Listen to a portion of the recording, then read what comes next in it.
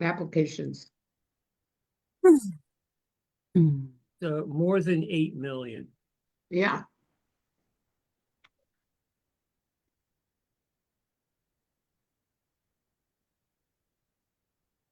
He's arriving.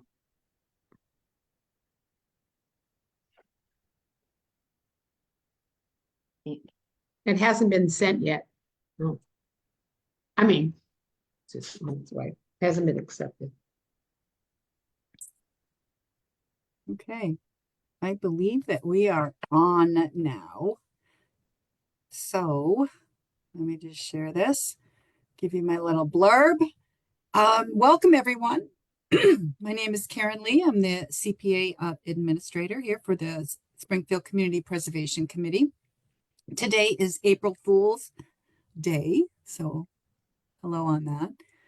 The meeting tonight is for the 5-minute presentations for the 2025 Historic Resource applicants. Due to the ongoing COVID-19, okay, so I'm going to change this a little bit. The legislature just passed to continue remote meetings until June 2027. It's waiting for the governor's signature, so that's what's on tap for that.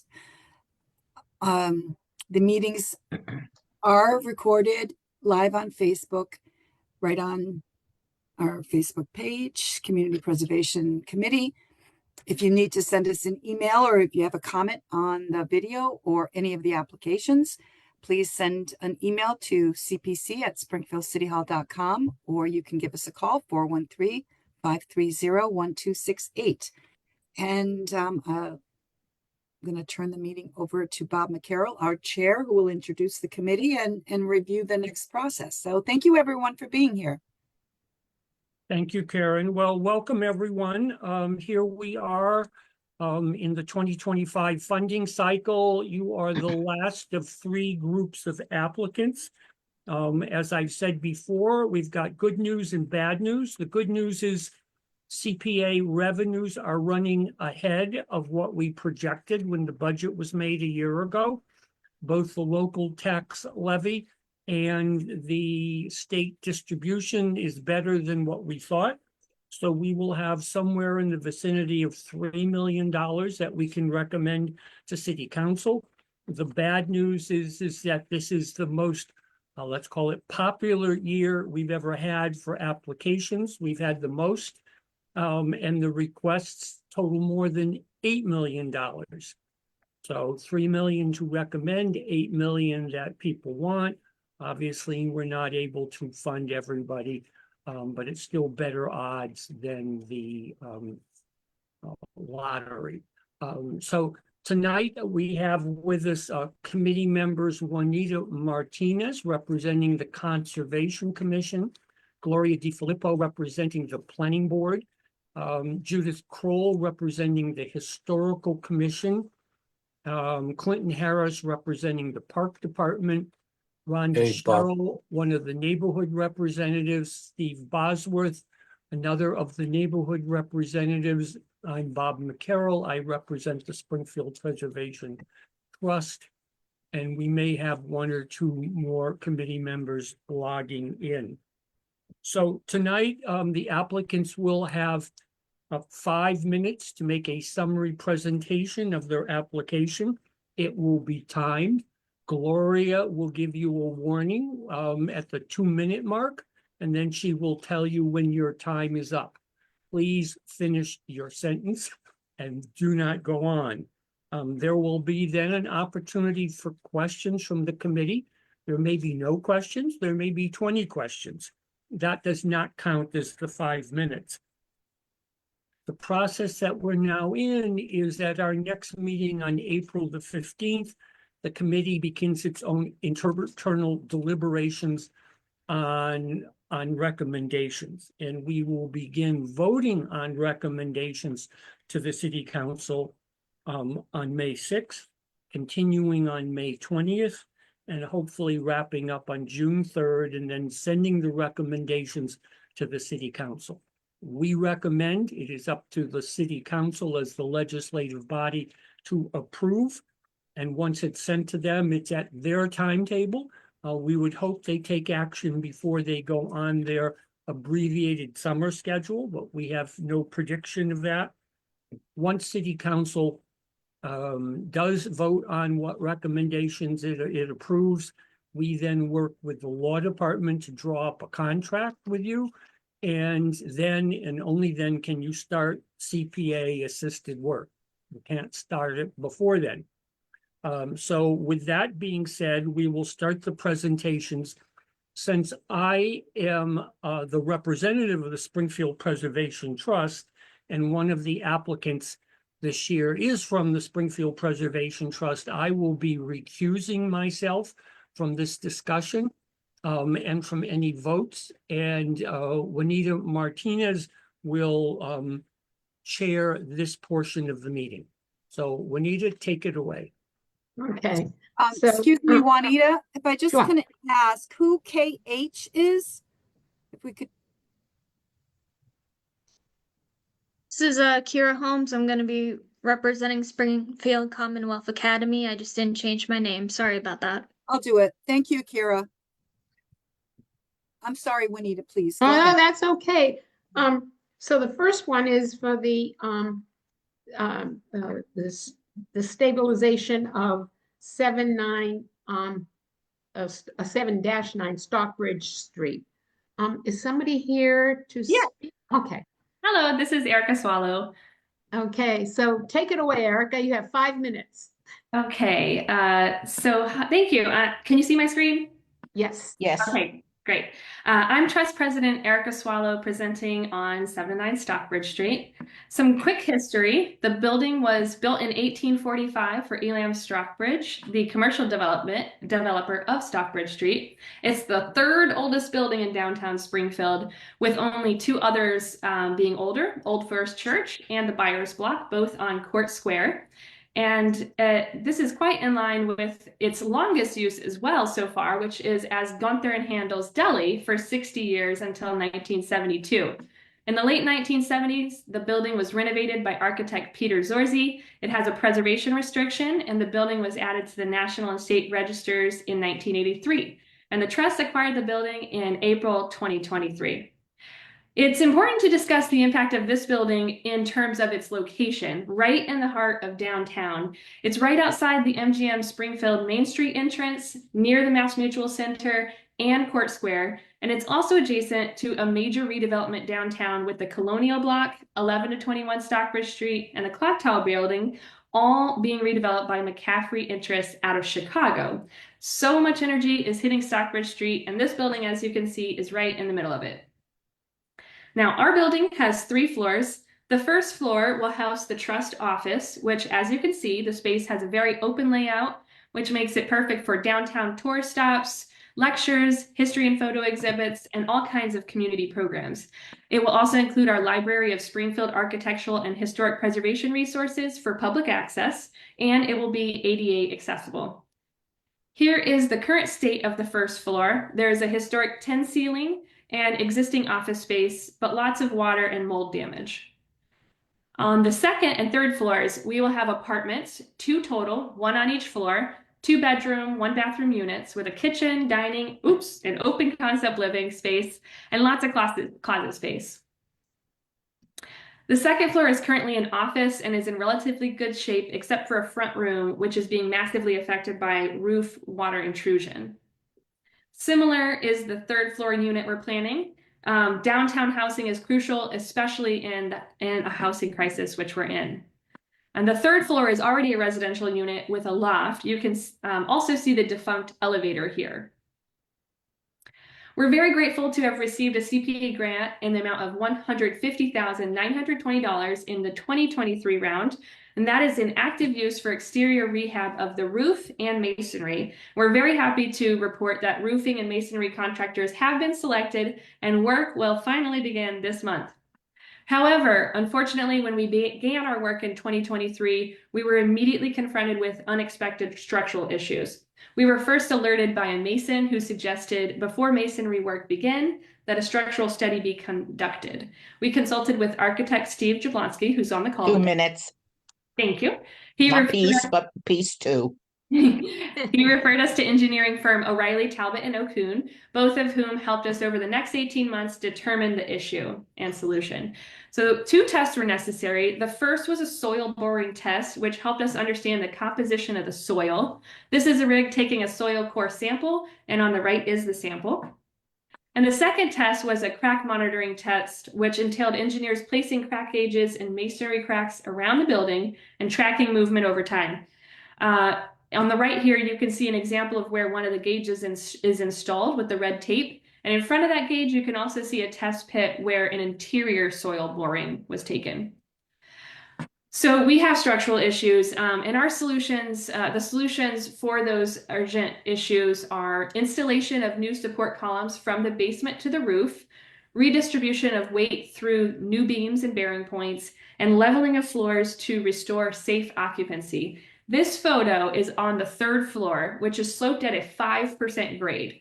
To put that into context, many building codes consider a floor slope of over 2% as something that should be investigated, and we're more than double that. The budget for structural stabilization is $302,000, an estimate by our architect in line items here. We are requesting $300,000 in this CPA grant round. And I know you often ask, if we don't receive this funding, will this project move forward? In this case, this is project critical funding. So we hope that you will choose to fund this project, as you will be helping to preserve a landmark, create housing downtown, establish a community hub, and support economic revitalization, complementing adjacent renewal projects. Thank you. Thank you, Erica.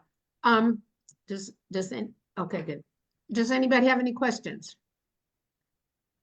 I mean, any CPA members have any questions? Huh? No questions? Gloria,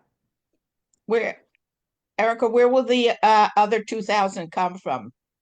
The other 2,000 will come from the Trust's general fund, and we're a nonprofit that's funded by our members.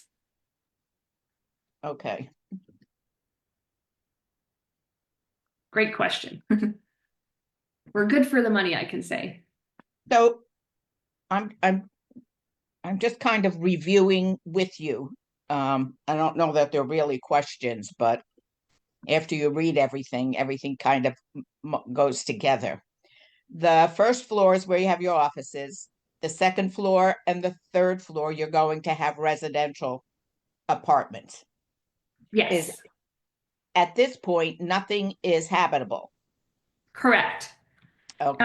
And the utilities are all off. We've gotten quotes for electrical. I also have, by the way, on the call, Stockbridge Rehabilitation Committee Chair Thomas O'Neill, who's been in charge of that process, and Steve Jablonski, the architect. So in case anything's over my head on this, but I can't say it's uninhabitable. And if you need greater detail on that, especially on utilities, we're in the process of hopefully getting those back going, especially electric, which is necessary for, can be necessary for some of the contract work that's happening. Right. But so far, it seems that they will be using generators too, for the roofing, especially, I believe. But Tom could correct me if you Okay, wish. so let's say you get the grant, you get the building stabilized. What would be your first priority? Getting the 1st floor or the residential floors? So that is a great question. The way that we've thought about it in the past is that we might want to go the residential route to be able to get some sort of funding coming in. The whole point of this building for a nonprofit is that the income from the 2 units helps sustain the taxes and utilities for the building. So we'll do our best on getting that all together. We're thinking residential first, and then we can move to the office, though I will note that we do, in order for our tax status as a nonprofit on the building, have to inhabit it as a nonprofit within 3 years. And that date is coming up in April 2026, which has the structural issues have really pushed our timeline out. So we really want to try to wrap it all up by then so that we can have a fully functioning building. And this grant would enable us to do that. Okay, thank you very much. that would mean the stabilization would probably be the first thing, right? We are actually, so in discussion with our architect and especially the architect Jamlatsky, who's here, have been going between understanding of does the stabilization have to go first, or can we do some of this other work first? So what we can do is the roof and masonry. It did take us that whole 18 months to determine what was going on before any of that could work. So we're happy that that can be done, which is going to mitigate any further damage to the interior. And the structural is going to entail some selective demolition, which is going to make the interior rehab go that much faster. Steve, do you want to add anything on that? No, I think I agree. You gave an excellent summary. I have a question. Go ahead. I don't know if Yeah. I'm the one who gets to choose people with questions, but sure. Hey, Eric, it's Tom. I'm sorry, could we just go back? I just wanted to add one thing to that response. I just wanted to make sure I was following the question about what would come first. That before any interior renovations would occur, the stabilization has to occur. Oh, So yeah. I just wanted to, I didn't know if that was, and I'm sorry, I'm not sure who asked that question, but I just wanted to make sure if that was your question about, as Erica said, roof and masonry likely will occur first, but we can't do anything significantly in the interior and get the building up and running until the stabilization occurs. So that would be the next priority on our list. And without it, the building really, we couldn't make the building functional. I have a question. Rhonda? Yes. Okay. How many residential units are you putting on the second and then on the third floor? It's one per floor, so it'll be 2 total units. And they're both 2-bedroom, 1-bathroom. We tried to optimize the space. Okay. I just wanted to make sure. Yes. Would they be considered affordable housing? So they're going to be market rate. I think that based on how the market is going, they're not going to be technical affordable, but they will be, in my sense of the market, it should be affordable and something that's accessible. It'll be nice housing, downtown. I think it's a really awesome location for anyone who, works or wants to live downtown. And part of the reason we had to make the market rate, I would say, is that this project is really expensive, and for the lifeblood of that building, it's kind of necessary to be able to offer that at a market rate as well. Just going back to what comes first.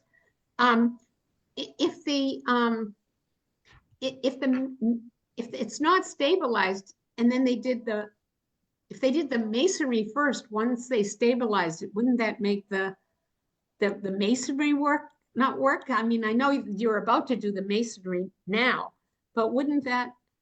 Yeah, that's a great question. And Tom, you want to answer that? Because this has been months of exploration, by the way, on that. Right. Yeah, we're chuckling a little bit because we've been asking the same question, but it appears we can proceed with that, and because of the nature of the stabilization is not going to change the exterior of the building. We're really talking about work in the basement to prevent any further settling of the building. So you're not hoisting it up. Correct. Right. And also on the second and third floors, especially that third one, you saw that 5% grade. Yeah. We're going to actually level that floor by itself, not by lifting the building up. Oh, okay. All right. That makes sense now. Yes. I'm not a mason, but I just. Yes. Okay. That makes sense. So does anybody else have a question? Okay, then I will turn it over to Bob. Thank you. Thank you both, 3 of you for being here. Yes, thank you. Okay. Appreciate it. Thank you. Thanks, Juanita. So the next applicant is 52 Sumner Avenue Rehabilitation. Angela, are you everyone. presenting for that? Yep, I'm just gonna try my best to share my screen here with you guys. I have a presentation here. Pull up. So basically, Springfield Performing Arts, we are a nonprofit, and we rehabbed the old church. Can everybody see this or no? I don't think you can. No, Okay. So I'm sorry about that. So basically what we did was we rehabbed the old church on the corner of Sumner Avenue and Fort Pleasant Street. We repurposed the whole building. We now have 2 different daycares in the building. The first floor is 0 to 5 years, and the second floor is 5 to 13 years. My whole purpose of this before and after school program, which I own, was to get kids off the electronics and back into the arts. So we decided to go ahead and redo the nave of the church, and turn that into an event and education space. So we have the mission is to bring unique and different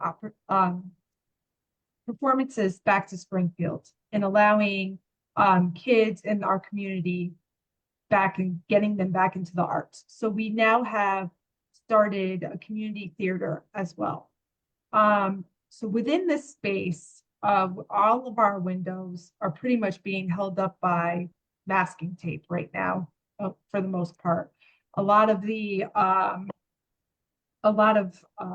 everything that holds the stained glass together, because all the windows in the sanctuary are stained glass, diamond shaped stained glass.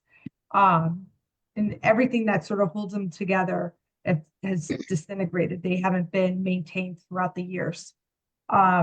We are a nonprofit, and every penny that has been put into this building has come out of my pocket. We have gotten no funding from anybody. So this grant is honestly very crucial to me right now. We have put in a brand new heating and cooling system in the space, which is great. But again, due to the windows, it's not really helping us on the saving money front. I even had very expensive curtains put into place to help with that. And it's still, our expenses are extravagant for the winter months. This space is a community space, so we have used it for the Civic Association. They have had many community forums here. We have worked with PVRC in the city. They've used the space for fundraisers. So this is a space that we're really trying to turn into a community space, somewhere you can come and get good affordable programming as well as our education. 2 minutes. Okay. Any question? I'm sorry, I know you guys have pictures and everything. I am terrible with the computers.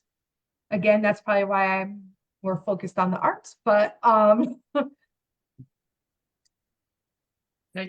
Any questions? So Angela, you finished your presentation, correct? yes.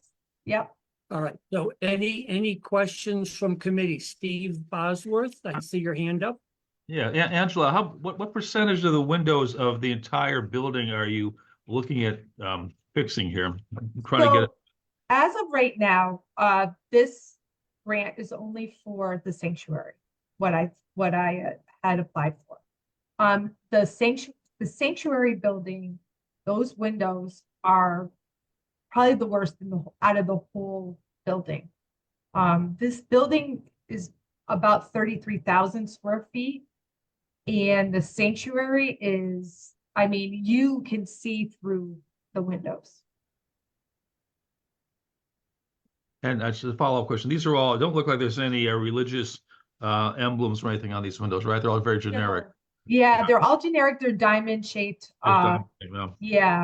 Oh. And when I spoke with the contractor, they'd be done in stages, obviously, because we have two enormous windows that would take quite a bit of time to, because they take them all down, clean every piece, and then basically put them back together again. They're really in bad shape.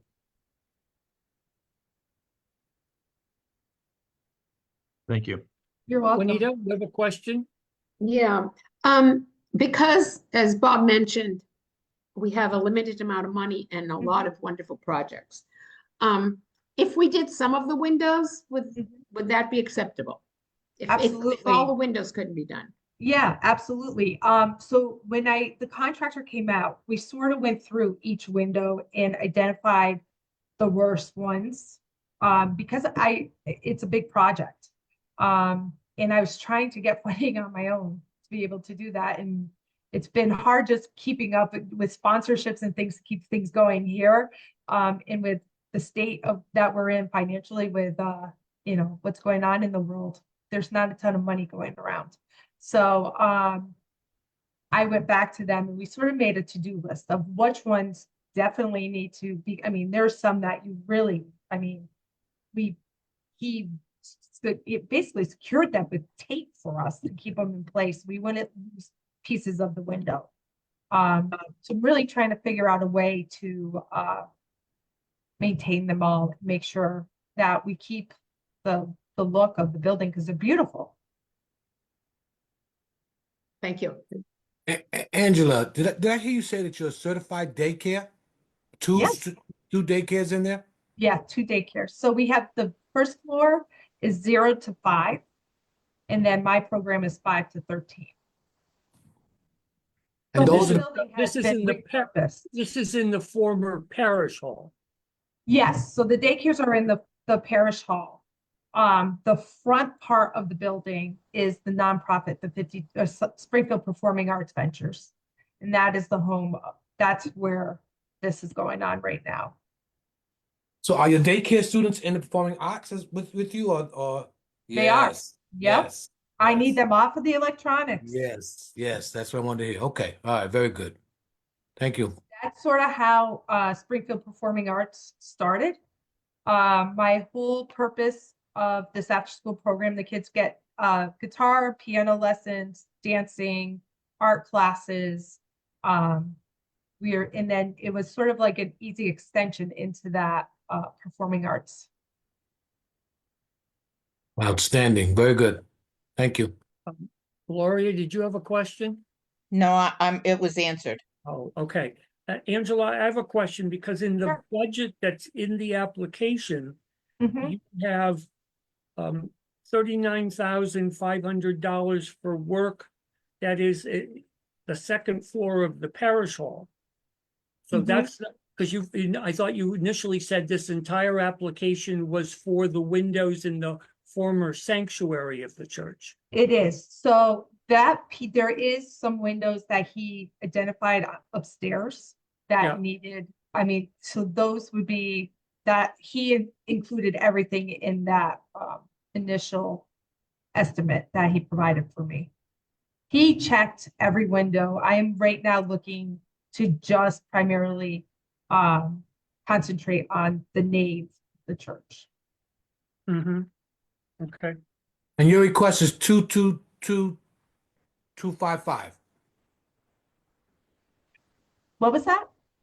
Your grant request is 22,255. That's your request, correct? Correct. Okay.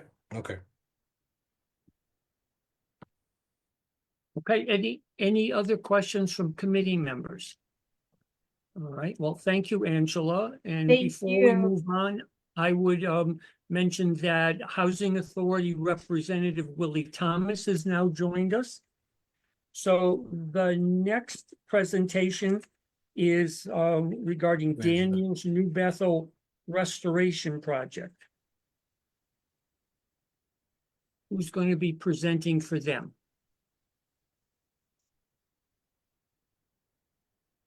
Anyone here from Daniels? Yes, Joy is on, but I don't know if she hears us unless she has her. She doesn't have her video on and she might be still muted, but she's here. It's the letter A there that you see. Oh, I see. Yes, yes, yes. Mm. So Joy, can you hear us? Yes, sorry, I was having some technical difficulties and sorry about that. Okay, let me just get the video working. Ah, sorry about that. Okay, can you hear me and see me? We can hear and see you. Yes. Okay. Hi, my name is Joy. I am a member of the NC Bethel Church of God in Christ, and I'm speaking on behalf of my grandfather, Pastor Andy Daniels. And I'm going to share my screen. I do have a presentation.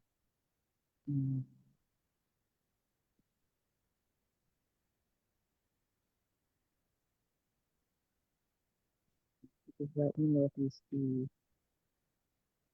my screen. Okay, can you see that? Can everyone see that? You know, Joy, we can't hear you very well. Could you maybe turn your volume up? Okay, how about now? Ah, perfect. Okay, and can you see my screen? Yes. That's although Okay. it's small. Okay. Let's see. Hopefully you can see something. But the Community Preservation Grant application for DNC Bethel Church of God in Christ Restoration Project 2025. Okay. And the purpose, our goal today is to outline the urgent need of preservation funding for our historic church and to show how the Community Preservation Grant can help us achieve this vision. The cultural and historical significance. This church was previously known as the Congregation Sons of Israel. As it first appears in the city directory in 1925, no similar buildings exist in the North End. It was used for religious purpose by the Jewish community until recent years. It is currently occupied by DNC Bethel Church of God in Christ, which is located on 1321 Dwight Street in Springfield, Mass. We were granted, thankfully, a grant in 2023 for $80,000. And the contractors came in to do some work on the windows and masonry. However, we did run into some more issues. And so that goes to my point number 2, current conditions. The current state of the roof is severely damaged. The parapet walls and gutters, or lack thereof, is allowing water to enter the building at several locations. And the second concern is the restoration of the facade to its original appearance. The repairs of this fascia and soffit, will allow for proper gutter installation to direct water flow away from the masonry of the building where it has been causing significant damage. And here's pictures of the front of the church right now.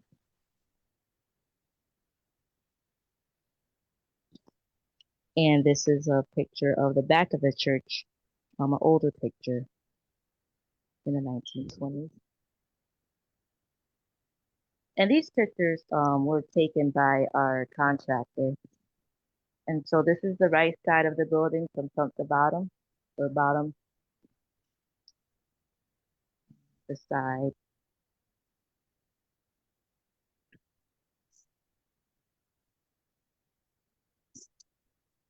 So as you can see, there was the restoration work done to it recently, and we're very grateful. There is installation now. There's no cold weather or cold. We were able to make it through the winter with the new windows, so we're really grateful for that. It's a picture of the roof, towards the roof, the siding, I'm sorry. And this is a picture of the issue on the roof. I believe there's water been accumulating on the top of it, and it's causing like a flood inside our church right now. 2 minutes. Okay. So the scope of work, and this is just quoted from our contractor. Roof and parrot walls, gutters and soffit fascia, um, front of that facade and stairs and windows. Okay, and the action plan. The funds will be used to repair the roof, the parrot walls, the gutters, soffit fascia, restore additional windows and the stairs, and we're asking for $153,277. As you can see, everything is detailed from the contractors on what they're gonna do. And the community benefits and why this grant matters. We just want to continue to be an open door for our community, for a place of worship. And saving this historic landmark goes far beyond preserving bricks and mortar. It's about safeguarding the stories and cultural heritage that shape the identity of this community. And that's it. I thank you so much, and I appreciate your time and open for questions. Thank you. Thank you very much. So Joy, if you can take down the screen sharing now. Okay, thank you. Great, thank you. So questions of committee members? Steve? I had one question on the budget request on the line items. It says purchase of real estate, $47,000. I wasn't sure whether that was just supposed to be the aggregate of all these services that are listed there under, or you're actually purchasing some real estate. No, that's just an old quote that I got from the city website. I was just filling in the blank. I believe the pastor purchased the church with that amount of money. So there was just Oh, okay. So that was, I got it. Okay. So that was not part of your budget. Okay. That's right. Correct. Yeah. Okay. Thank you. Thank you. I have a question. What kind of space is behind the boarded up windows that you're asking for new windows? Is it office space? Is it classroom space? What is it? It's an old apartment building. The contractors are just trying to mirror what was back in the day as far as the church is concerned. So that part of the window, it's not a main concern. Our main concern is the roof, but that's just something the contractors feel should be restored to make the whole church look beautiful. But from my understanding, it used to be an apartment building, and there was a fire back then, so that area had to get boarded up. Hey, Juanita? So that extension, that back area that was an apartment building, is that part of the historic building, or was that an add-on afterwards? I mean, that's a part of it. That's part of yes, the original building. The original building, yes. Okay. And the other question is, if in the budget, again, that it's the same as the last applicant, if, for example, because money is tight, we could just do the roof? Oh, yes, that's absolutely fine with us. We would appreciate that. Thank you. Yes, anything would help. Thank you. Clinton? Yes, and Ms. Joy, so if you're able to get a grant and restore the building, would you make that into apartment as well again and then rent? Yes, or even make it like a shelter, something to help people that need assistance, things like that. How many apartments are there? I think I'm not sure. I have to look into that. Far from my years. That's okay. So, but several apartments are there at least? Several living rooms. Yes. Okay. All right. So, thank you. Joy, why don't you look into it and then send Karen an email as to the number of dwelling units, apartments are there that could be brought back to life? Okay. Sounds good. All right, thank A- you. Any, Gloria? Yeah, Joy, I know you say on your application that you would not look for additional funding, but are there additional needs that the church has to maintain that building? There is, but there's more of an interior need, and I was looking for other resources for that. But yes, um, Okay, yes. So, thank you. thank you. You're welcome. Any other questions? All right. So, but before you leave, let me just say to all of the folks here that are with religious institutions, you may want to check to see whether the National Trust for Historic Preservation has any programs. I know that they give out awards for traditional African American churches, and that may be helpful. I don't know.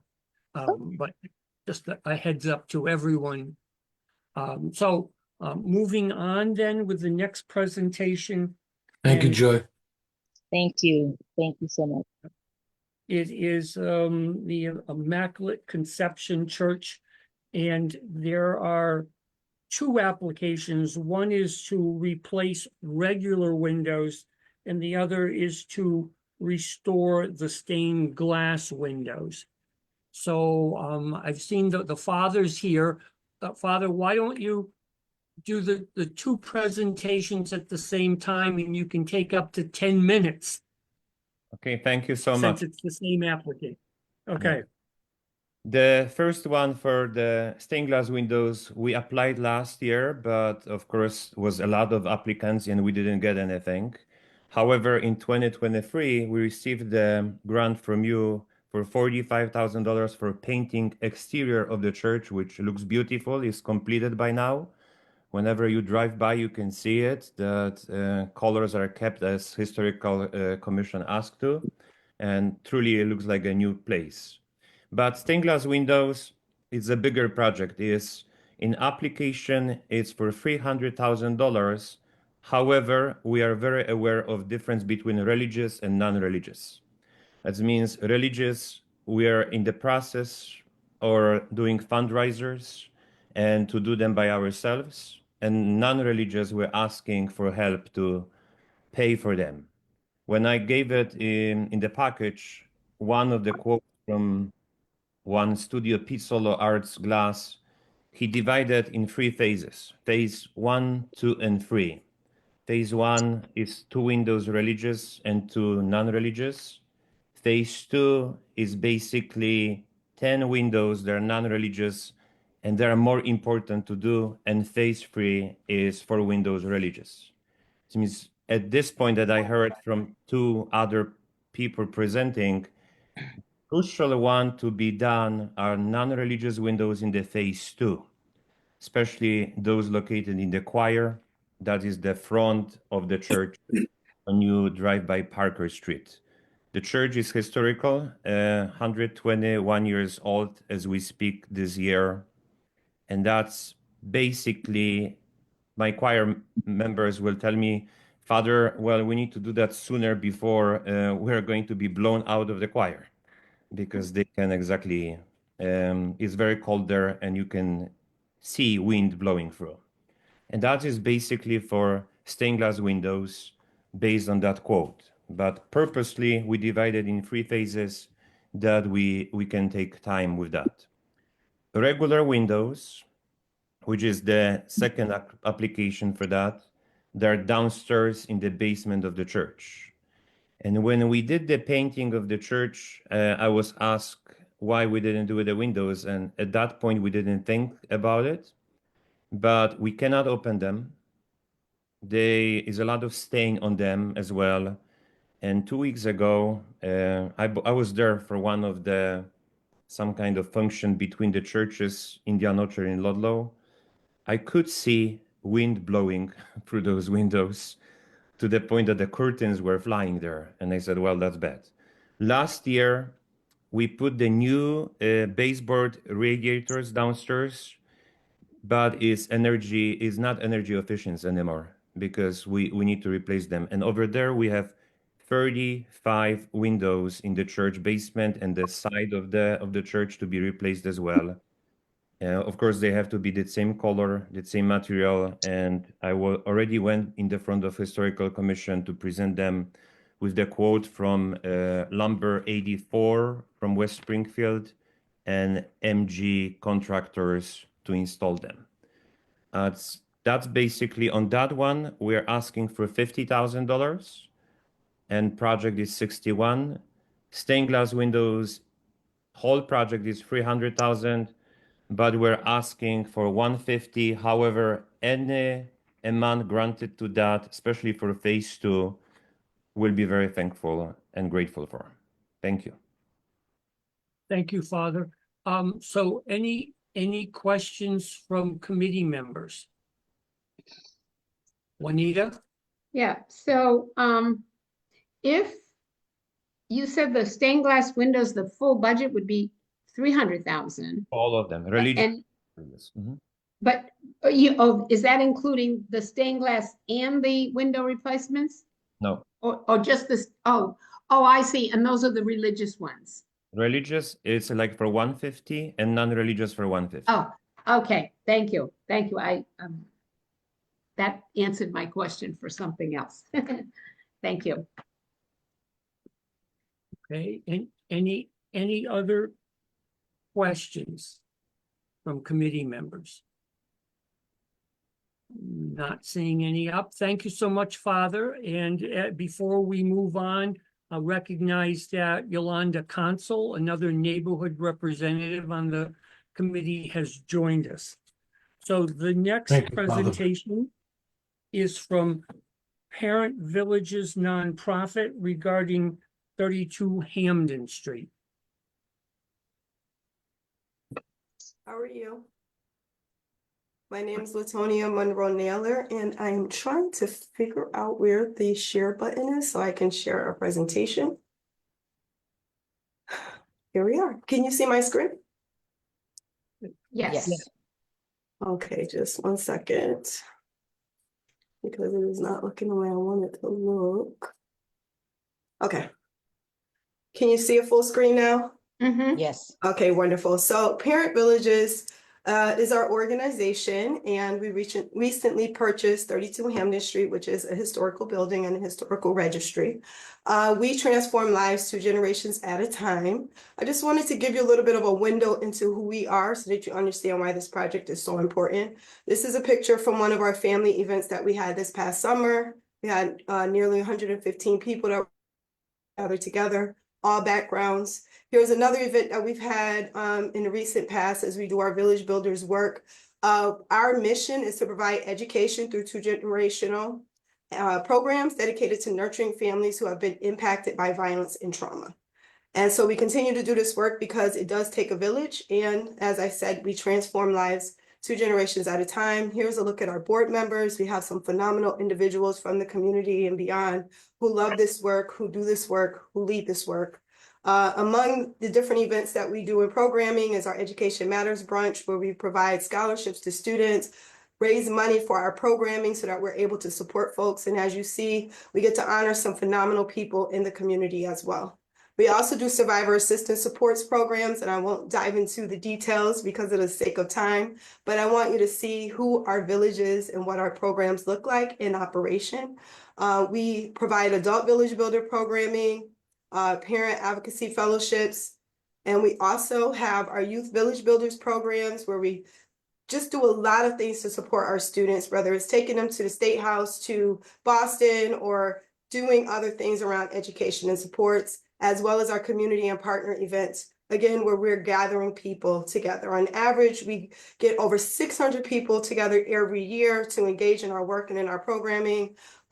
Regularly and consistently, we're engaging about 200 people in our case management, and 80 plus of those individuals are students who are in our programming.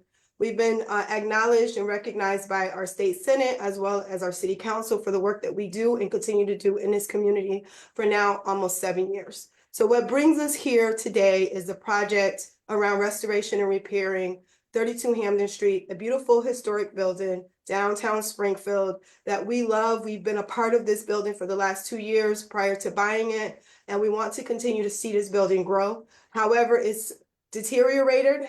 There's a lot of things that we want to see happen and improvements, and there are various phases that we want to work on for this building, and just wanting folks to know exactly where the building is located. But there are some things, like I said, that need to be done. This particular project that we're asking you to help us with is focused on the exterior of the building only. There are other things that we are planning to do for the interior and other things that we're trying to raise funds for. But at this moment, we do not have the capacity to fund these needs, and it's affecting our ability to manage not just our programming, because the cost of energy is extremely high, whether you're talking about electricity or gas. When you have windows and things like this that are not working properly, it affects the cost to run our programs. But we also have tenants in our buildings that are also nonprofit organizations, and they're experiencing the same thing. And so we want to make sure that we're handicap accessible. As you can see, just these pictures that were taken by our inspector. There are broken windows. The emergency exit stairwell is not sufficient for folks to be able to utilize. Barely passed, it passed the inspection, but nobody wants to use that exit at all. And then we also have some needs that we have on the exterior as far as the brick. You can see the fascia of the building. You could see that there are just a lot of areas where water can seep in and has seeped in, which is affecting the ability for us to maintain this structure and be able to make sure that it's not going to deteriorate. Right now, we feel like it's at a pivotal moment where if we can catch these things, we can really save ourselves a lot of money in the future and be able to really do what's best for our community. As individuals who manage this kind of work, Parent Villages is not a property management company. We are a nonprofit. As I showed you, we support our families and our community. However, we have a phenomenal team of individuals that will support us in this project. Anchored Property Management, they have oversight of these types of projects for the last 10 years almost. They also have licensed HIC individuals from Massachusetts and Connecticut. Also, their project supervisor who will oversee this is licensed in construction supervisor. Time is up. Okay, thank you. No, finish your sentence. Okay. We're not And we that are bad. proficient in our ability to manage and do this work for organizational management, governance, and fiscal oversight efficiency. That is it. Thank you. Got it all in. I think that was the fastest I've talked in a long time. Yeah, so I guess I have a question on your application talked about water damage. Is the water damage coming from roof issues or wall issues or where? All of the above.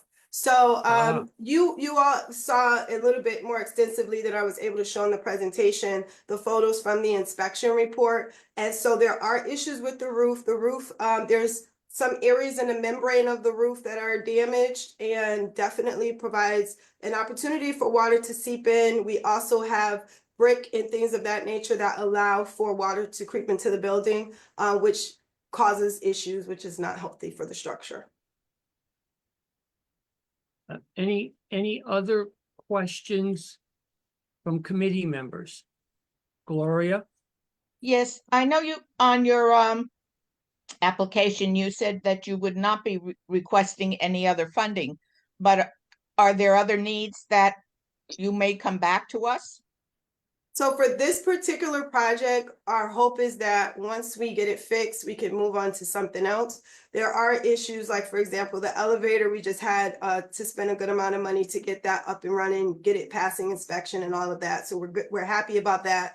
But the reality is we need to upgrade the elevator. That's very expensive. There are other things like interior insulation and things of that nature that could really help to make this building a little bit more energy efficient. And as I stated, we're a nonprofit center, so just about every organization in this building is a nonprofit. We're all penny pinching, trying to stretch our dollars, and the amount of money that we're paying for Eversource, for gas, for electricity and things is just absolutely ridiculous for small spaces, just because we don't have enough insulation. We don't have, the windows aren't doing what they need to do, and there's air coming in and out.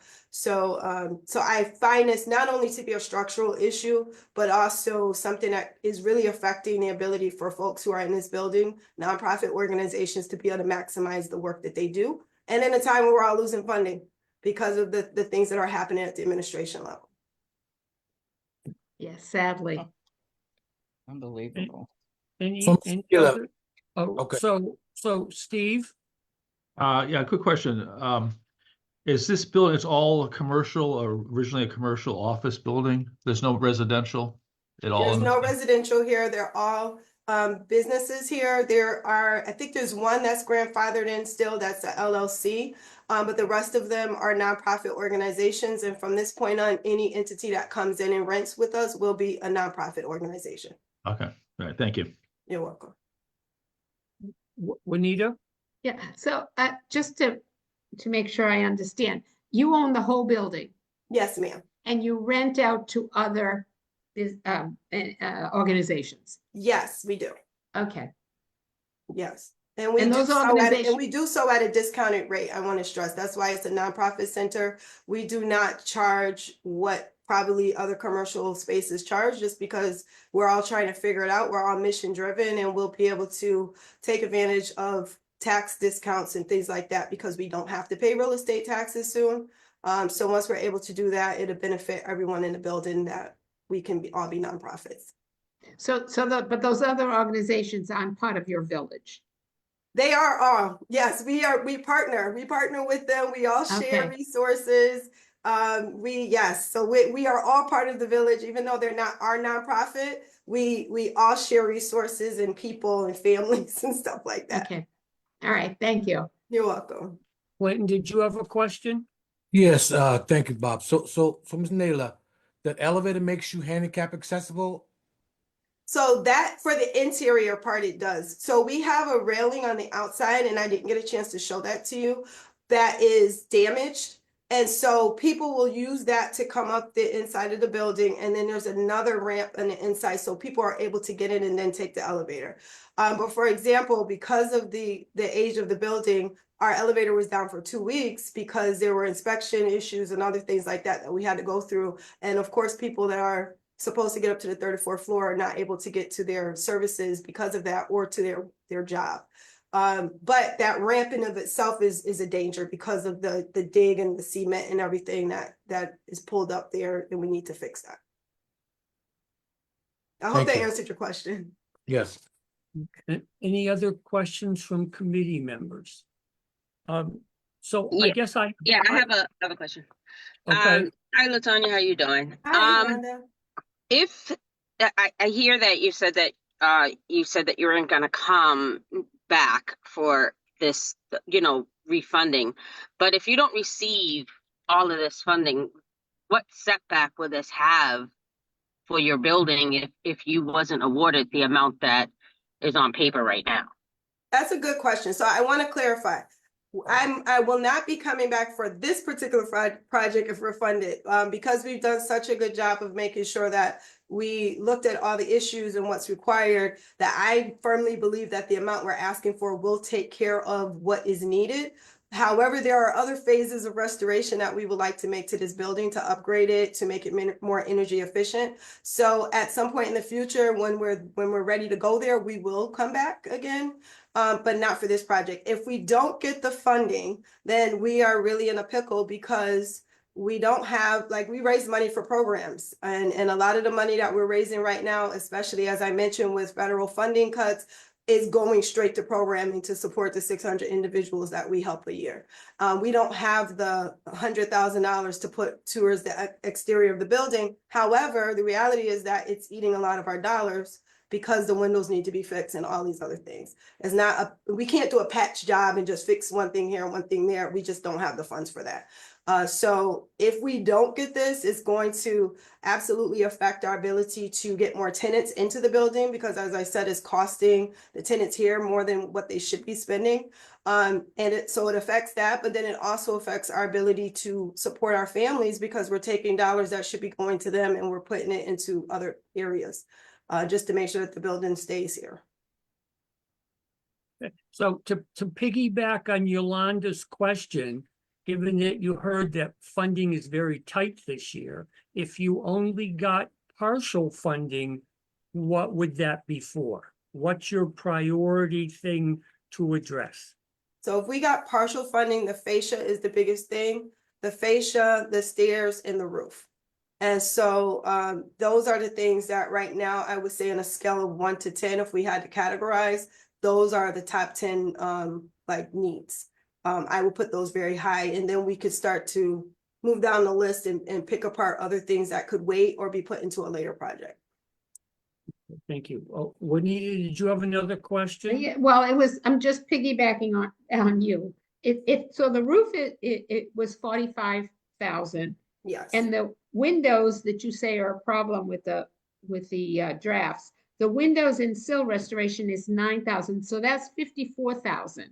Yes. Those two things would be a good first step in patching up, is that those are the 2 things? Absolutely, yes, it would. Those are the 2 biggest pressing issues. Those are the things that our inspector said to us, please get this done right away. Within the next year, you really should get this done. Okay.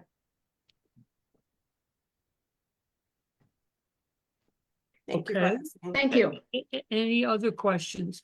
I just have one technical question. In your application, you have a notice of decision from the Springfield Historical Commission that there's no adverse impact on your project by your project.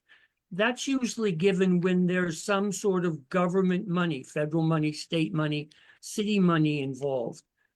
Why did you get this? Because this was in anticipation of getting CPA money? That's what it was. I was believing by faith that we were going to apply and get some money.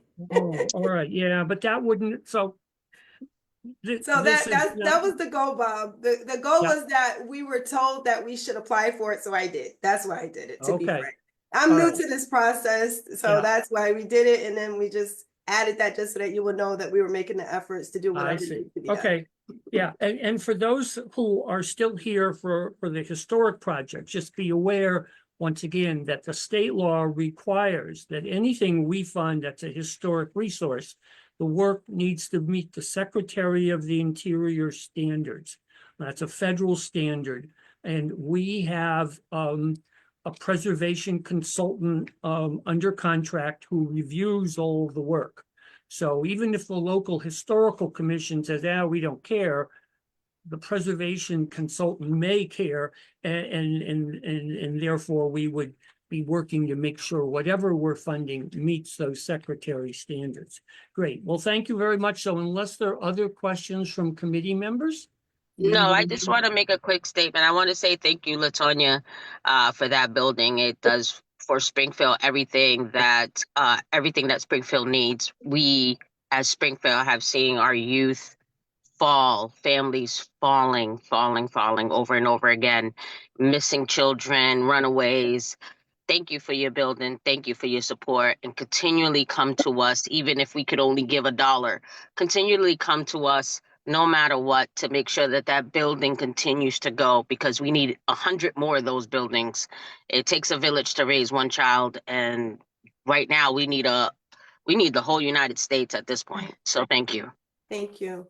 Okay, so moving on, the next presentation is regarding the Wallace House at 201 Maple Street. Hi, everyone. My name is Kira Holmes. I'm representing Springfield Commonwealth Academy. We will be the next 3 projects. So does that mean that I get 15 minutes altogether? No, I just want to. no, these are 3 separate buildings that are very different. So you will do 3 separate presentations. All right. I just wanted to make sure to ask the rules. That's all. Okay. So let me share my screen.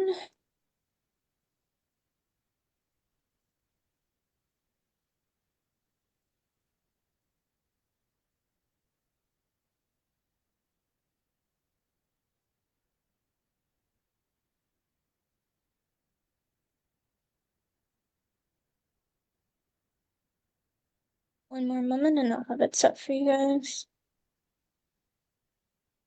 All right, so this is Springfield Commonwealth Academy or Commonwealth Academy Holding LLC. We're first going to start with the Wallace House, but I just want to briefly let you know Springfield Commonwealth Academy prides themselves in helping to guide students be thoughtful leaders and educated citizens who drive change in the world. So these buildings are on their campus. So the first one you are seeing today is the Andrew Wallace House. This is a WPA image of the building, and it was constructed in 1844 for Homer Foote, a successful hardware merchant, and then extensively remodeled and enlarged in 1901 for Andrew Wallace, co-founder of Forbes and Wallace, one of Springfield's premier department stores. What you do later see is it becomes part of the McDuffie's campus for girls, and then it becomes part of Springfield Commonwealth Academy. And then unfortunately, a tornado hit the building, which led it to the disrepair that you see today in a few moments. And the current Springfield Commonwealth Academy team inherited this building with a bunch of garbage as well as disrepairs because there was not a proper budget set forth for repairing the building. So in the next photos, you're going to see what it looks like today. Unfortunately, this beautiful mansion has an active leak in it because, again, the roof has never been properly repaired, as well as you see boarded up windows. You see the beautiful tile. These are just some of the building. The other thing I want to draw to attention to from the quote that I provided is that the Spanish tile roof is actually not in the quote for the roof repair. I actually did get that quote, so it would be about 15,000 more. And for this one, we asked for $294,815.40. Kira, can I stop you there just for a second?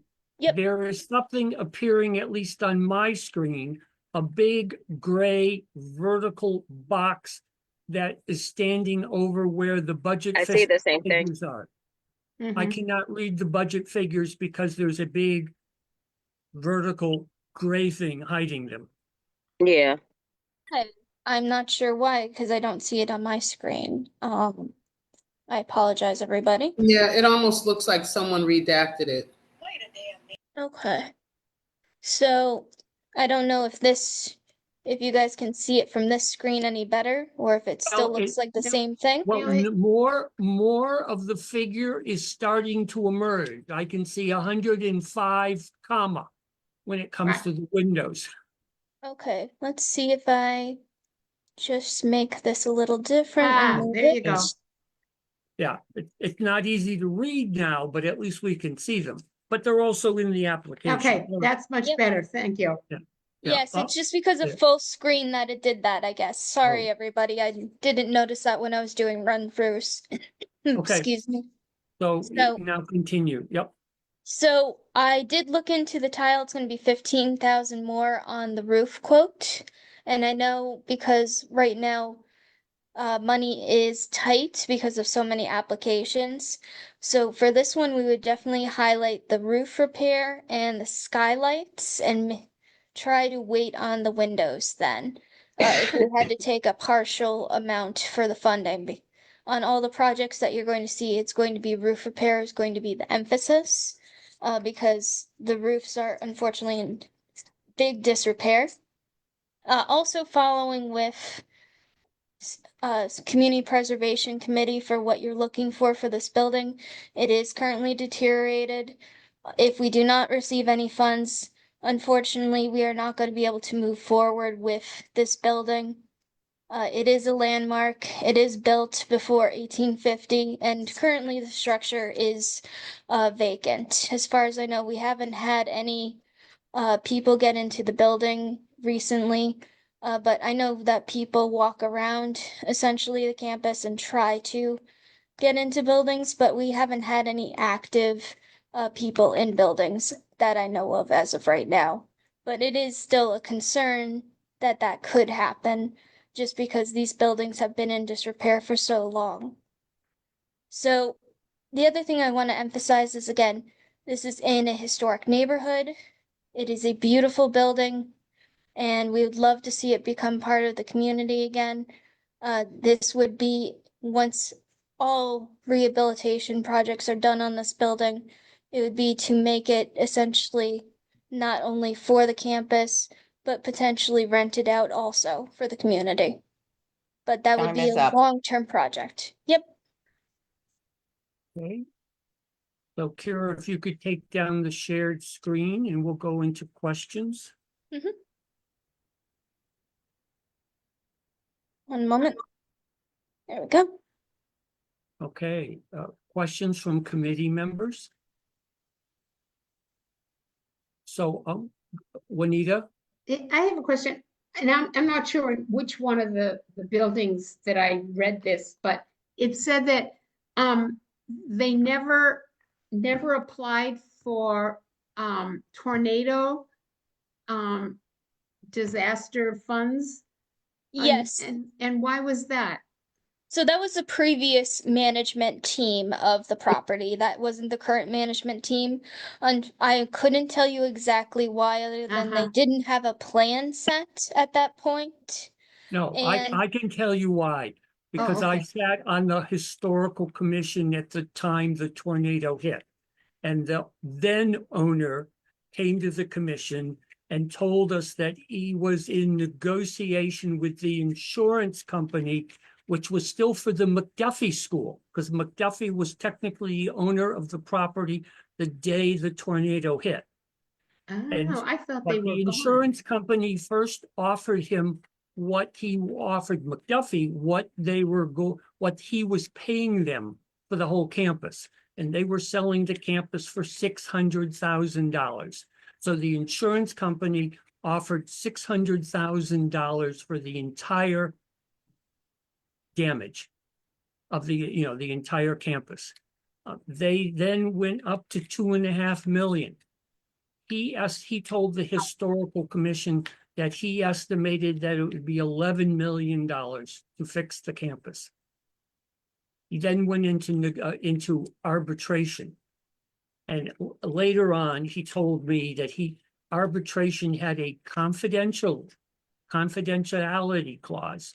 So he couldn't tell me how much he got, but he said, "You remember what I told you when I came to the commission, that they were offering $2.5 million?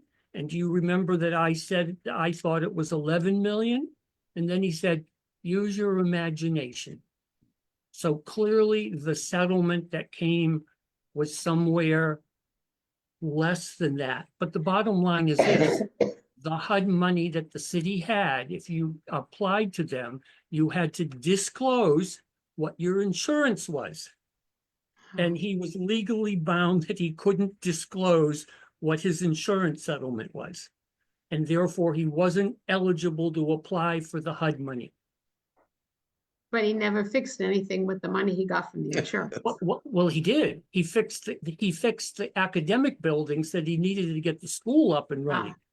So the three historic buildings, there wasn't money to fix them. Anyway. Okay. Sad story. A sad story, a very For the sad buildings. story. Yeah. yes, and now there's no tornado money left at this point to apply for. Yeah. And Kira, I have a question. Does the roof repair include the tile roof that's on the carriage house as well? The roof repair, you mean Wallace, if it includes this? That is a good question. I'm not sure at the moment. I need to reanalyze and talk to the Okay. If you to- could, if you yeah. could do that and get us an answer within the next 10 days or so. Yeah, because you know, the carriage house, what was the carriage house is now physically connected to Mhm. Wallace, and it has a matching roof. So I'm assuming it is, but we need the answer to that. Okay, I will Um, double check. I'd assume that maybe that would just mean that we're at 30,000 just because of the Spanish tile then, just to make sure Well- that everything's Well, adjoining. get us But that I'm gonna answer double after you check. talk to Yep. someone, yeah. And just for curiosity, where on the house are the skylights? Because you really can't see them from the photograph. Are they sort of they're on the back part of the house that doesn't face the street? That was my understanding, but I want to double check with the contractor again. When I talked to him before, that's what it sounded like, but I just want to Yeah. double check.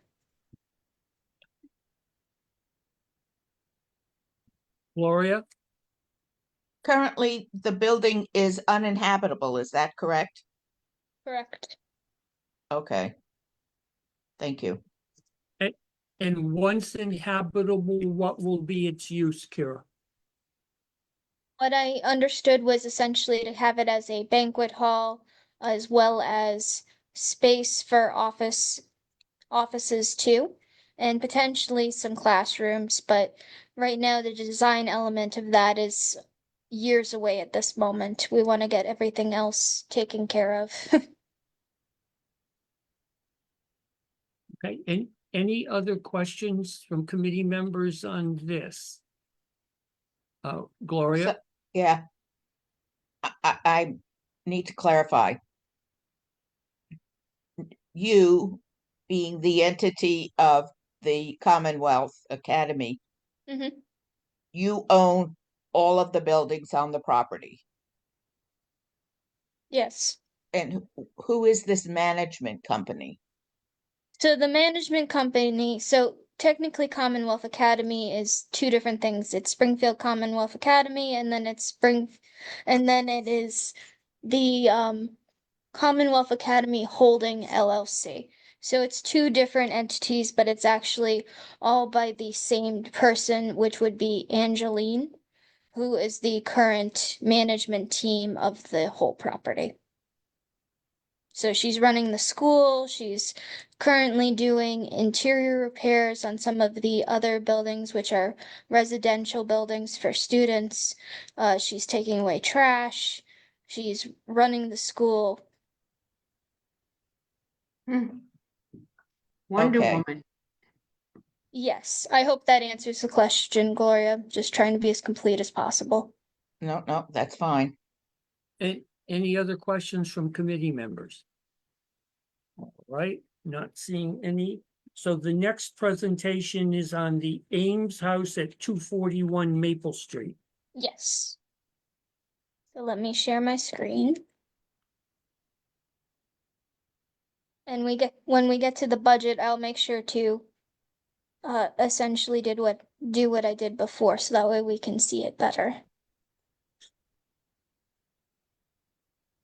Oh, yeah. And can I see that. apologize because it's going to. There we No, go. this one's fine. Oh, no. So when we get to the budget, you can let me know if we have any issues. So for the Ames house, the work that we would like to do again is going to be for roof, windows, and exterior repairs. We are at the max cap for the project, which is 300,000. Again, I do know that the budget is tight, so if we could just try to do the roof. And yes, you will notice that the budget does not reflect the change in the roof where you see the little out of the roof on this image right here. You see that the roof is kind of like in two different directions. I am already trying to address that with the contractor to get a new quote. He just hasn't provided it to me yet, but I have already alerted him to that it wasn't in the quote that you guys received. So I just want you to know that is already being worked on. So this is built in 1827. It has been a residence. It was also part of McDuffie School for Campus, a Springfield Commonwealth Academy. Again, unfortunately, the tornado hit it. And the academy did not work on it at that time with that management team. So we would like to try to work on it now. But unfortunately, we just do not have the funds to do so. Right now, this building has 54 windows, is my understanding for it as well. And unfortunately, the windows on the second slash third floors probably will not be restorable, unfortunately, due to the roof caving in and stuff like that, is my understanding from the contractor. So I just want to let you know. As I go to the next slide. So this is what the building looks like today.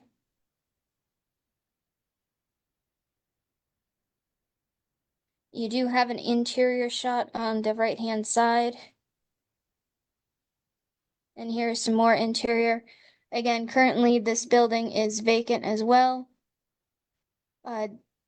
Not as active a roof leak as you saw with the Wallace house, but it definitely has damage inside of it. Again, we do not, as far as my knowledge, we do not have anyone getting into the building, but previously there have been people in this building, but not as of recently. And when previously, I mean before the current management team, is my understanding, they have been making sure to secure the site very well. And without the money, unfortunately, we will not be able to help this deteriorating building. 2 minutes. Thank you. It is a landmark building. It is built before 1850. It is in the Maple Six Corners Historic District, and it is a gorgeous building. I've been inside it previously, about, I want to say 4 or 5 years ago, and it's beautiful. It's just it needs, unfortunately, the funds to get to the next level at this point. And I'm going to stop here because I'm pretty sure I got everything except for our budget, which again, you probably can't see it from this screen, so let's go to here. Can everyone see the budget? Yep, now we can see it. Thank you. Yep. So if we can just do at least the roof repairs, if we needed to take a partial amount, and again, this roof repair is going to change because I do know it needs to follow Secretary of Interior standards, and I know that wasn't quoted by the contractor for how it looks in the 1939 image. So as soon as I have that, I will let you guys know. I've already been talking to the contractor in order to get that. Ideally, if we could do that and start to get some of the windows done, that would be better, but we'll have to see how things go. And I'm going to stop sharing my screen for Okay. questions. Thank you. Questions from committee members? So, yes, I have a question. Mhm.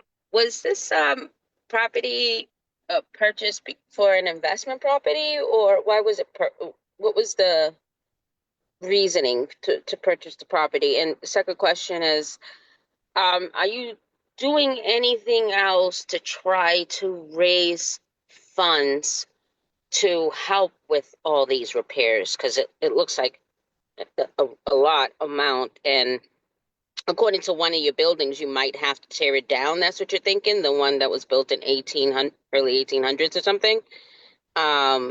So what are you doing to try to like maybe save these buildings, or what kind of other grants or federal fundings are you trying to go for?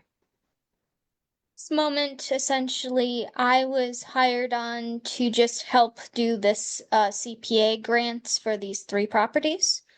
So I would like to help them to try to see if there's any other grants, because yes, this would take more money to completely do the whole building, but it is going to have to happen in steps no matter what. As we all know, funding is tight, and it's not just that this building was bought, it was the whole campus or the whole property was bought by, again, Angeline for the purpose of education.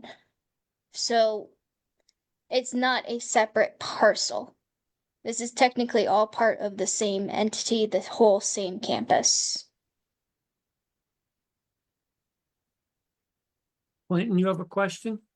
Yes, actually two. So what will you be using this building for? So for this one, again, I think it's going to be a mixed use of office space and classrooms, is my understanding.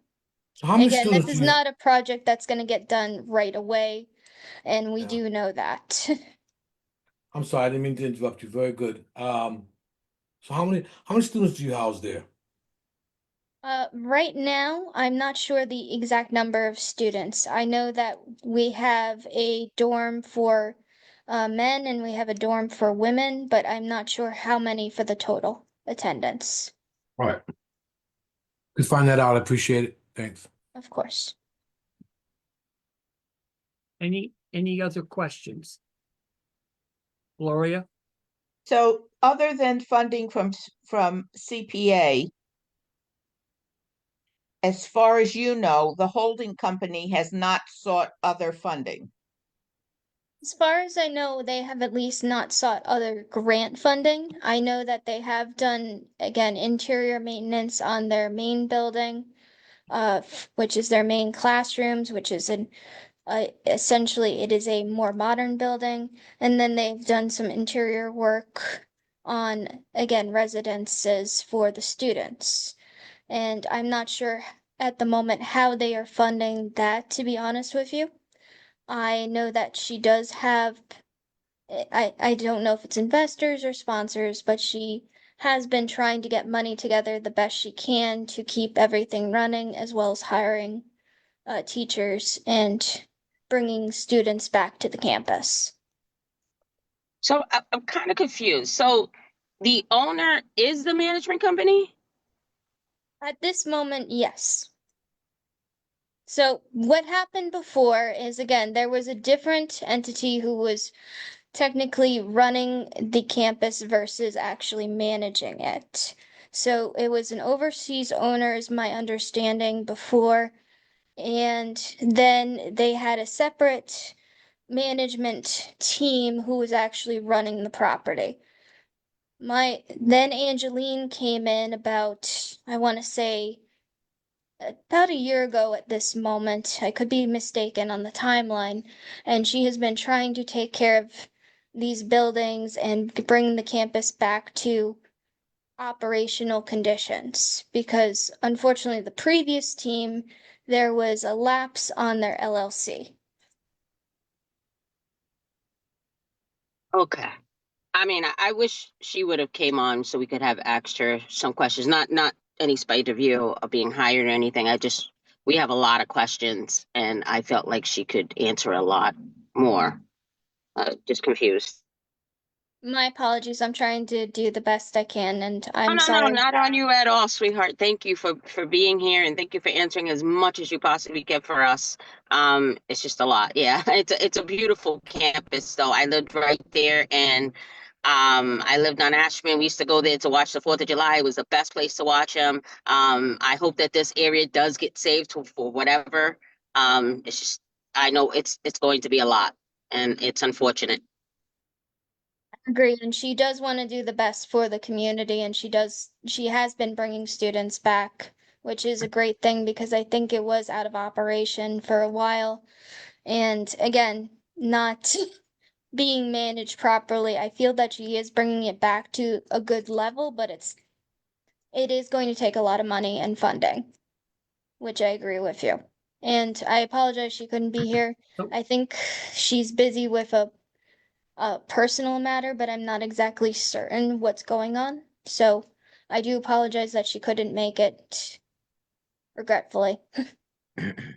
Gloria, you had a question? Yeah, Kira, thank you for being here. I know we ask a lot of questions, and this particular one is a little confusing with everything. But one thing you said just perked me. What do you mean she is the person, the holding company for now? Is there something else in the works where this limited Liability Corporation may not still be doing the project? I just meant that essentially previously there was another team doing it. She now is, as far as my understanding, going to bring this property back to life. Okay, all right. So I must have essentially said it poorly, and my It's apologies. okay. Listen, it's not easy being on a meeting and then trying to present something like this and then people asking you a lot of questions. And by yourself. All right, any other questions from committee members? No, then we'll move on to the next Commonwealth Academy application for the 275 Maple Street Carriage House.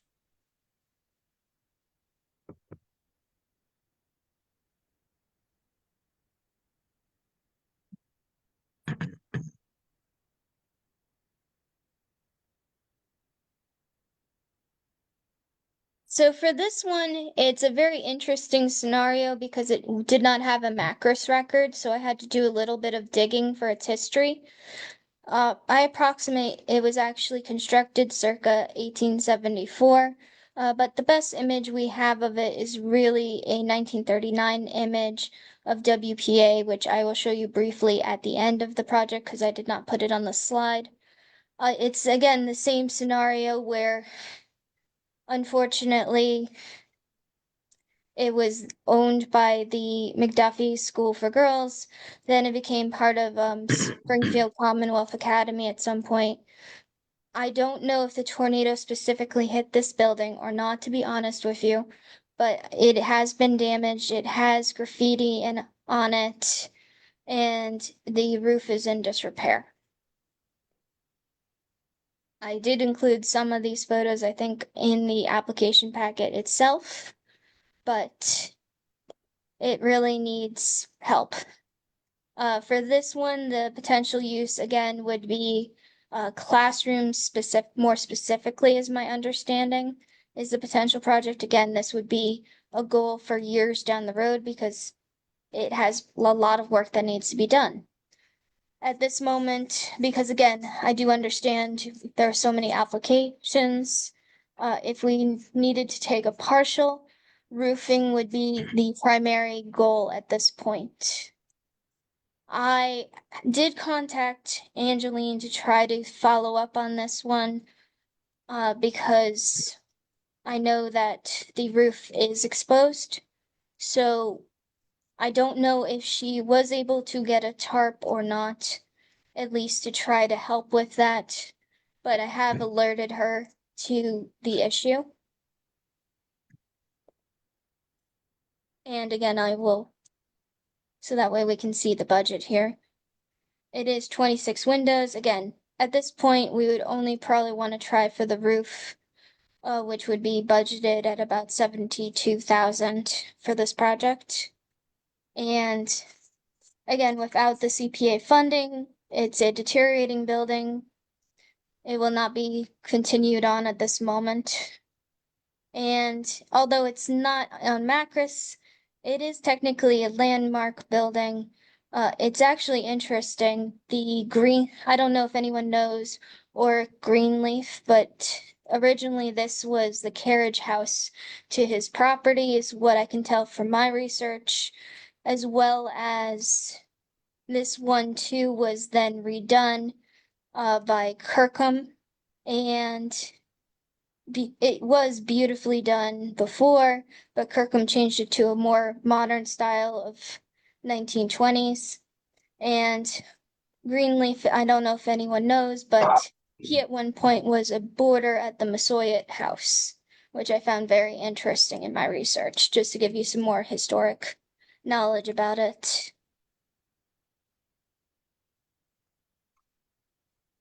Here we go.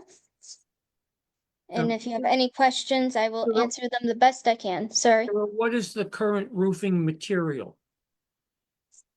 The current roofing material,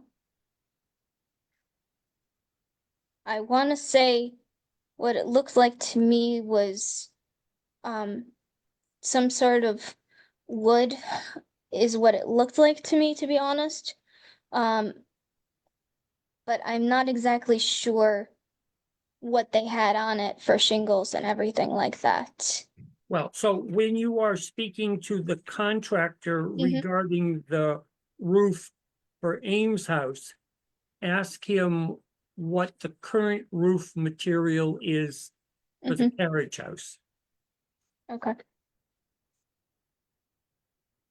mean, what he has in the budget is installation of architectural shingle roof. So if he sort of got, that's what's there, but deteriorated, or is it slate? Is it wood shingle?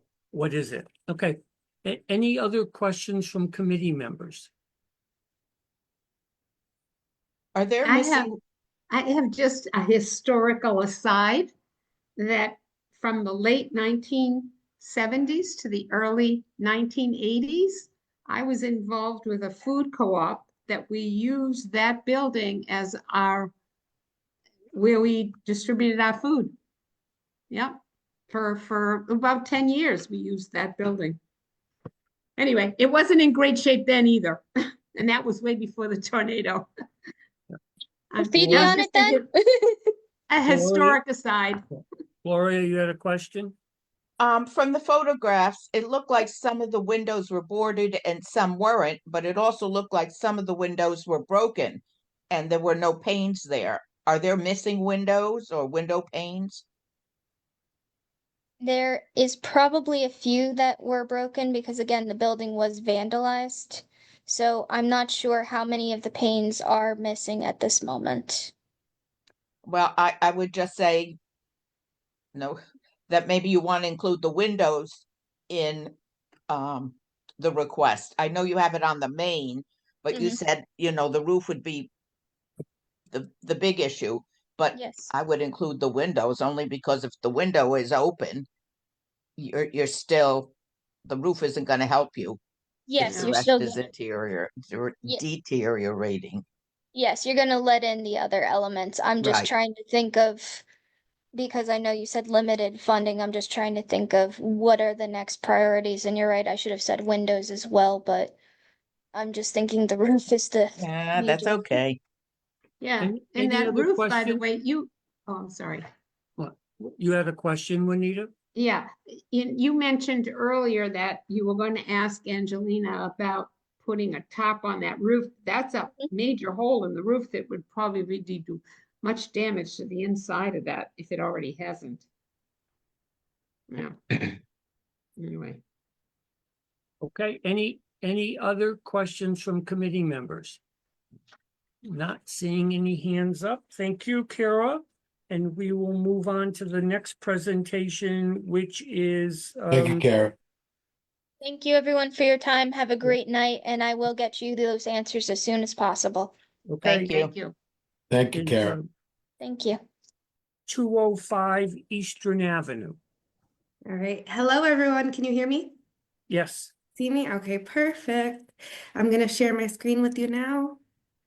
I'm going to present something, and then afterwards we'll have the Archbishop join us to answer any questions. Okay.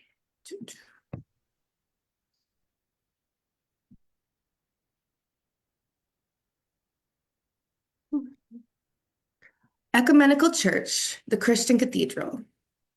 Revitalize our church, presented by Samantha Mastromateo. Springfield is a city of historic greatness, profound significance. Springfield is a city of first. One of the first settlements of the Connecticut River Valley, Springfield made a name for itself with its many contributions to modern society.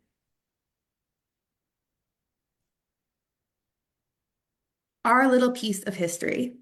This is a postcard dated 1911. Springfield Mass Church of the Holy Family, King Street and Eastern Avenue. Eastern Avenue was one of the first streets established in Springfield. It connected the neighborhoods on this side of the Connecticut River. It started as a rural pass-through, but has evolved over time to a residential, commercial, and industrial variety of offerings.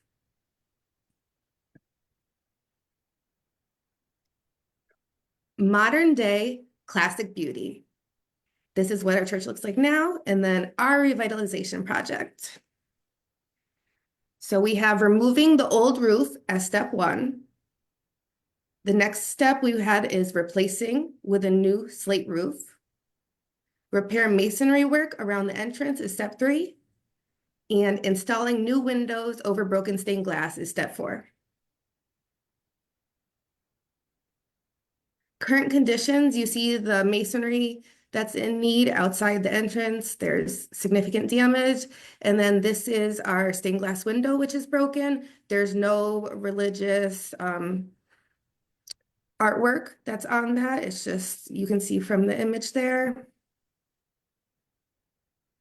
This is from Google Earth to see above our church. You'll see there is a large hole in the roof and a lot of other scattered debris, which really shows the need that we have to fix this roof. So how can we assure an advantageous cost-benefit ratio for CPC's investment? By finding the best local contractors to complete these renovations, hiring quality talent, make sure the job is done correct, minimizing unforeseen expenses. All budgeting decisions were made to optimize the longevity of the building, spending for quality now to enjoy efficiency later. We have implemented measures for preventative maintenance and plans for future upkeep to maintain the new renovations and prolong depreciation. So why partner with the Christian Cathedral to revitalize our church? Utilizing Springfield-based resources, we will hire contractors from Springfield. We will shop Springfield vendors for supplies, materials, tools, and equipment whenever feasible. Keeping money in Springfield benefits the entire community. Doing so will preserve and enhance the natural character of Springfield. Although 1915 isn't the oldest building on CPC's radar, the beauty of this church is everlasting.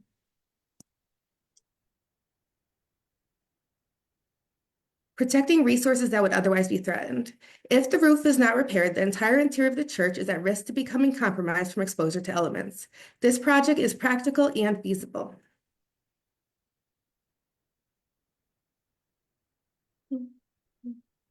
It does not matter the price tag or size. A new construction simply cannot compete with the prominence of a historically preserved property. Visible impact. A large percentage of people will see this improvement. It will significantly enhance the neighborhood aesthetic and curb appeal while benefiting retail locations and homeowners surrounding this clandestine property. Support from our community. We received a letter of support from Old Hill Neighborhood Council. We also received a vote in favor of this project at a hearing before the Springfield Historical Commission. This grant will be administered by Hope CDC, an organization with experience and capacity to ensure prompt reporting and timely responses. A local landmark, over a century-old construction with the potential to be a regional destination. Significant foot traffic and regular traffic makes this historic church profound. Lack of alternative funding. Without support from CPC, Ecumenical Church is unable to afford the repairs necessary to adequately preserve this landmark. Help us restore our church to its original greatness. Thank you. And then the representatives from the Christian Cathedral will tune in to answer any questions. Okay, thank you. All right. And I got the stop share down this time. I practice. All right. So I guess I have a question. Regarding the roof, one, is there currently an active leak to it? Yes, in several areas. It is a slate roof, so in several areas there are. We've had some replacement and repair of some of the slate.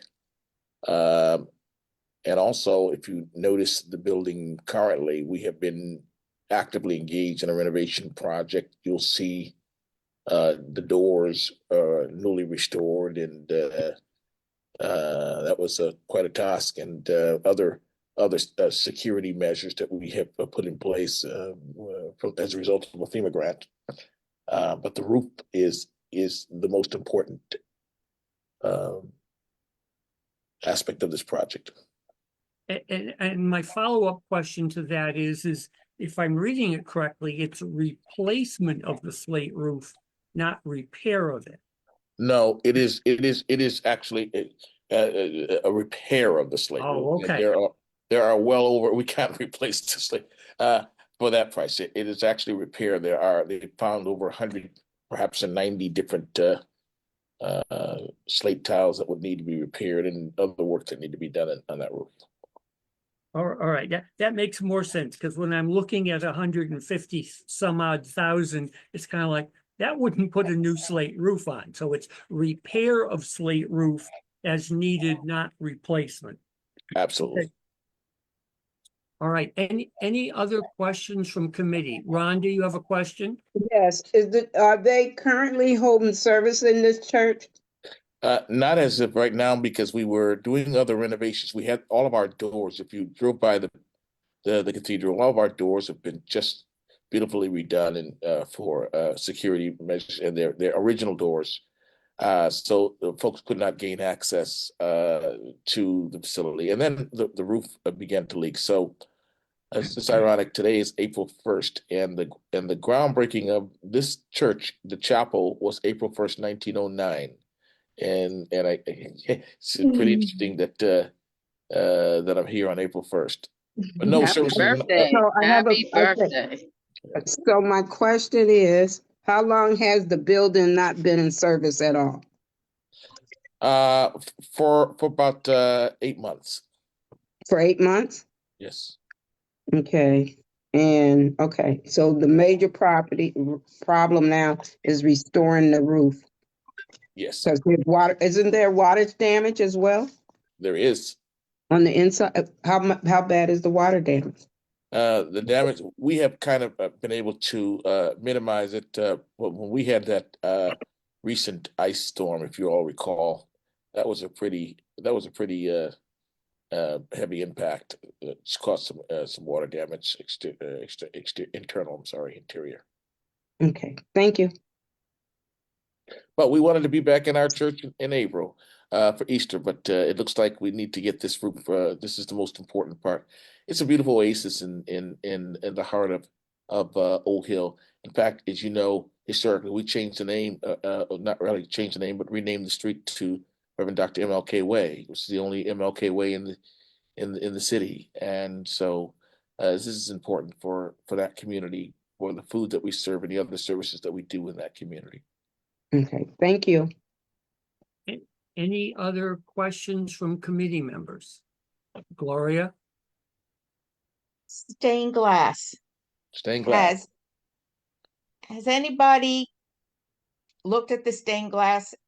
Not that somebody hasn't looked at it. I'm not phrasing it correctly, but I thought I saw 2 crosses on some of the windows.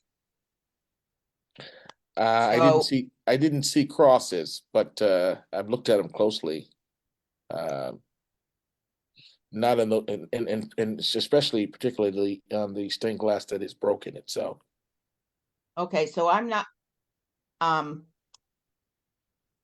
on a second. I apologize. I'm on a 2 different technologies here. My iPad that I'm trying to look at the pictures and it won't. How many stained glass are we talking about? How many stained glass windows are we talking about in your budget? We're talking about 1 stained glass as well as the protective glass that was over the stained glass. Okay. Which window was that? Because I have a picture above what I think is the front entrance. Correct. And there are 3, I can't even hold my hands up at this point. 3 windows. Is that the one window you're talking about and it just has 3 sections? Yes. Okay. I could have sworn I saw, in fact, I looked wrote at it down. and they did not look, they were not crosses. They looked more like buds of some type. Okay, well, that would be, Gloria, I see what you're saying. There is above the door. There is one stained glass. It's in the second row in the middle. There is some image in there. I'm not sure what the image is. Is that what you're talking about? well, I didn't get to that one. Oh. But I I wondered about that image also. And to me, it looked like a mosaic of,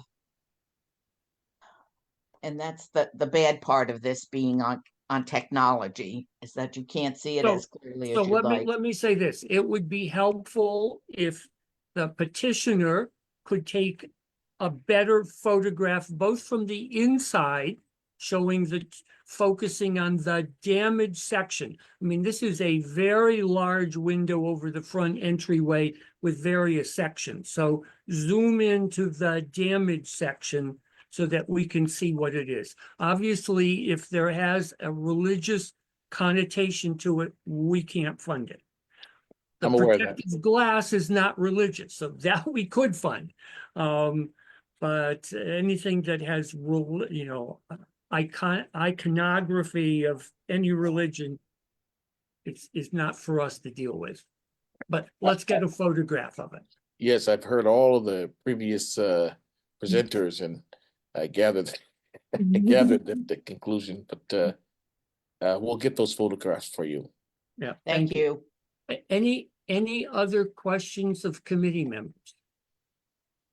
So not seeing any. Thank you very much for the presentation, and we will move on. Thank you very much. Thank Yep. you.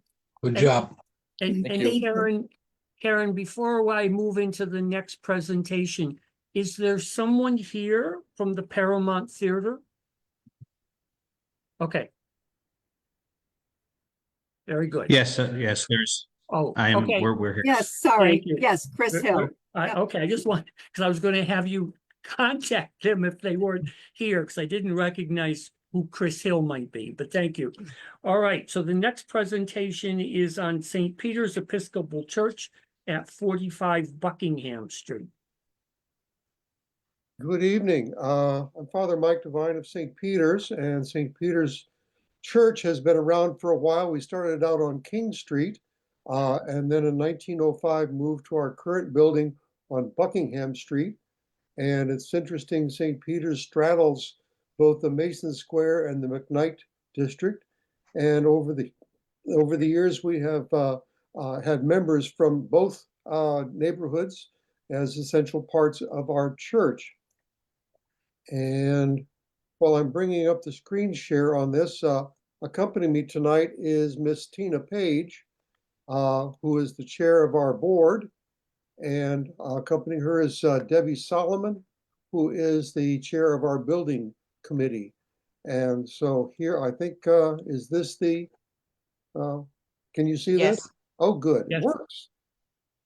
So in our main window over the entrance to the church consists of 5 sections and then the top section. So it's not exactly a rose window. At this point, it is covered up on the outside with plexiglass that has become clouded.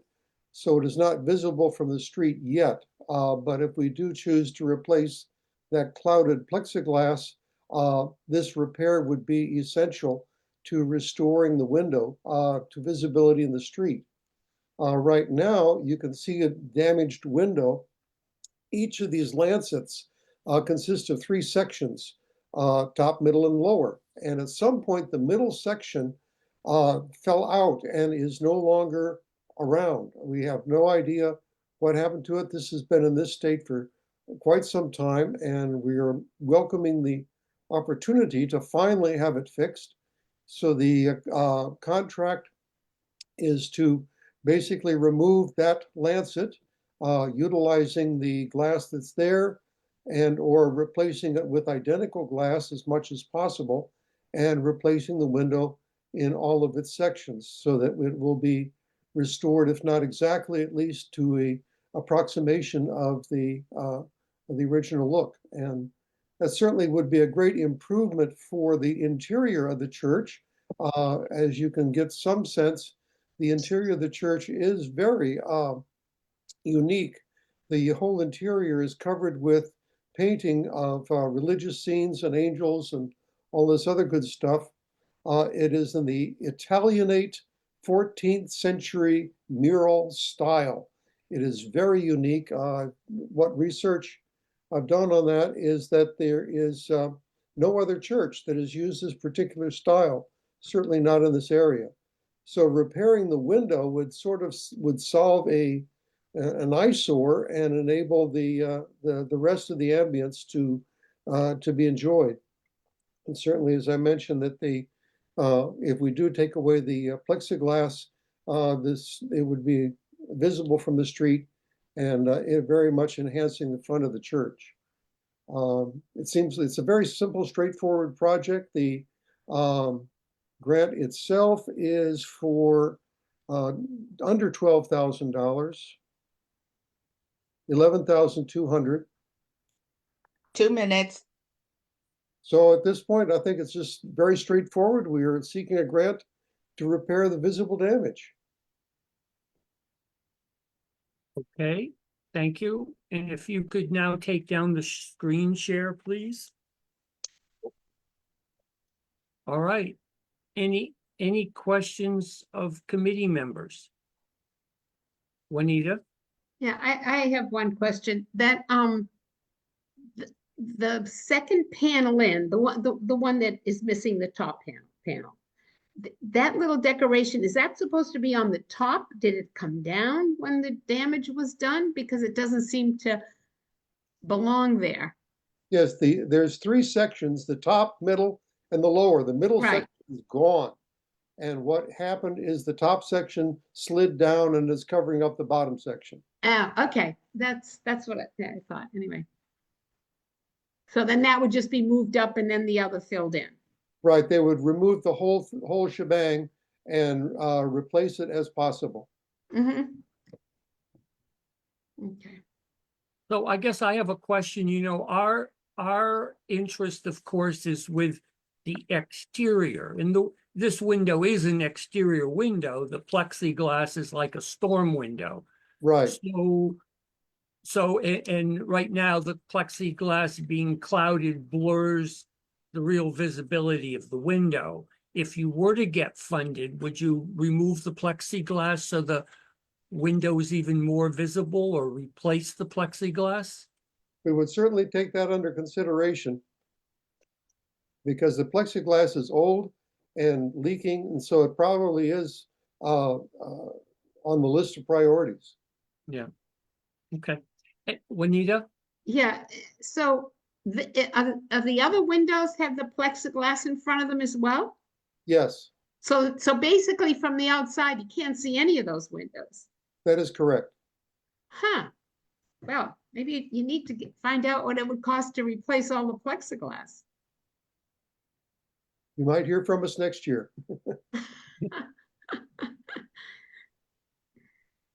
Bob? Okay. Yeah. Tina Page had her hand up. I didn't know she wanted to say something. Oh, I don't know. I did. I don't know whether Father Mike mentioned it, but the building, we'll be celebrating our 120th anniversary this year. The building, the first block was put in 1905, and the murals and the artwork that Father Mike referenced are 14-foot hand-painted murals, and they're absolutely stunning. Do you have tours of the building? Upon request. Sure. Anytime. Yeah. Okay, so all right, any other questions? So thank you very much for your presentation. Moving on to Old First Church presentation. Brian, are you doing it? Yes, hi, good evening. Brian Connors here from the city's Office of Planning and Economic Development. I'm joined by Latoya Smith, also from my office. We are applying for $300,000 to replace the roof of the parish house at Old First Church. As you heard in an earlier presentation, I think there was a reference to Old First. is the oldest building in downtown Springfield. It dates back to 1819. As far as this project goes, to orient you, the white clad front of the building is known as the meeting house. The part of the building we're talking about is the brick rear portion, the parish house. So as you may have noticed around Court Square, there's been a significant amount of investment. 31 Elm Street, which was vacant for about 30 years, was completed last year and is fully tenanted. A city project of $7 million in improvements to the park is wrapping up now. The Revosa building in the corner of Elm and Main is in mid renovation for housing and ground floor use. And so we turn to Old First, which the city's facilities department has been dutifully maintaining since acquiring in 2008. It was hit by the tornado in 2011. The city made repairs, emergency repairs after that happened. The church continued to be sporadically used by a church group and for special events.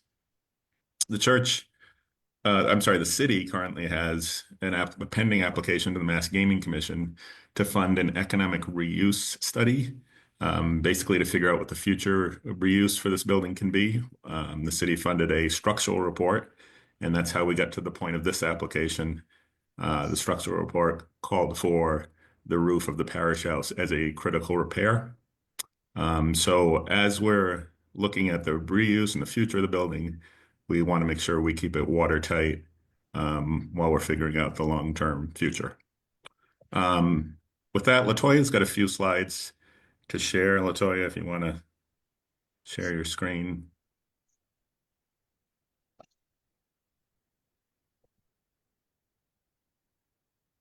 My screen?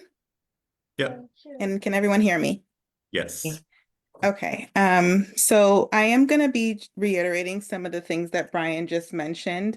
So on behalf of the Facilities Department, the City of Springfield is requesting $300,000 for roofing and drainage systems in order to keep water out of the building, also due to the conditions of sheathing, framework, and other aspects. The roof of the parish house is listed as a critical priority, meaning that that the repairs need to be done within 2 years. There was a comprehensive assessment done in 2022. So at this point, it's been about 3 years. And that was done by Dietz and Company Architects Incorporated. As Brian mentioned, the Old First Church is one of the oldest buildings in Springfield. And last year in 2024, it celebrated its 205th birthday. See here. If the City of Springfield is awarded the funding, it will be transferred to the Facilities Department for gutters, drainage, and water penetration repairs. The funding will be used for rehabilitation, preservation, and restoration work, and these repairs are critical to ensuring the future use and preservation of Old First Church. I just wanted to add a side note. Recently, within the past couple of weeks, I received a call from the Community Foundation of Western Massachusetts, and we've identified an additional $50,000 for the preservation of the original main wooden structure, which was built in 1819, and that's the fourth meeting house building, as well as the organ. 2 minutes. The organ that was originally installed in 1849, but these two things are also listed on the comprehensive report, but they're not a part of the money that we're requesting. Here's a map of the Old First Church and Court Square. Here are just some historical images. It was originally organized in 1637, which is just 1 year after Springfield was founded. And it's had 4 buildings since then, and the current building that you see here on the right-hand side is the 4th meeting house, and it was built in 1819 by Isaac Damon, a Northampton architect. Let's see here. In 1972, Old First Church was designated as a historical place on the National Register of Historical Places. And The parish house has actually had more significant alterations over time than the church portion of the building. And in 1947, the renovation of the parish house occurred. The tower was removed, decorative finials were truncated with new caps, and new windows replaced originals. The building does not currently have the same floor plan as it did previously. And here you'll see the condition of the roof. In the lower right-hand corner is the current asphalt roof. And these images here show the inside of the roof. And the image in the lower left-hand corner shows a large crack in one of the trusses. And the roof repair is listed again as critical condition. And it's recommended that it be repaired again within within 2 years from the original comprehensive report. And here are some Time is additional up. pictures. Okay, thank you. If you could take down the screen share now. Mhm. Great. So I guess my first question is there active leaks right now with the roof? So facilities is basically, I think, doing patchwork. There has been some leaks in recent years that they basically patch up and try to do their best to keep it out. Okay. There's a small endowment that came with the building. That has, I believe it started at 500,000 in 2008, and I think it's at about 50,000 today. So they've been using that to kind of do these sort of repairs over the years to the entire building. Any other questions from committee members? Gloria? Yes, if the roof were repaired, could you use the building now? That's a good question, Gloria. The building has ADA issues beyond the roof. So, one of the reasons why we wanted to apply for the roof while we're doing the reuse assessment is because it's sort of the one thing we can do that is going to be good for any reuse. Whereas there are other improvements that need to happen, like ADA, for that to really have a public use, where it needs elevators and certainly ramps to the first floor, or figure out how to do that to the first floor. So that's the major issue, is ADA improvements, aside from, other sort of basic code. Well, I don't know if I should say this or not, but what the hell? In for a penny, in for a pound. So you're going for a gambling, and I'm not phrasing this correctly, and I apologize for that. A gambling potential grant to study what you could do with the building. Yes. Why not go for something to go for ADA compliance? I think at this point we need to figure out what the reuse is going to be, because it's going to drive where elevators are. It may drive where ramps are. It depends where people are going to be. Is it going to be office? Is it going to be a venue? There's going to be different capacity requirements.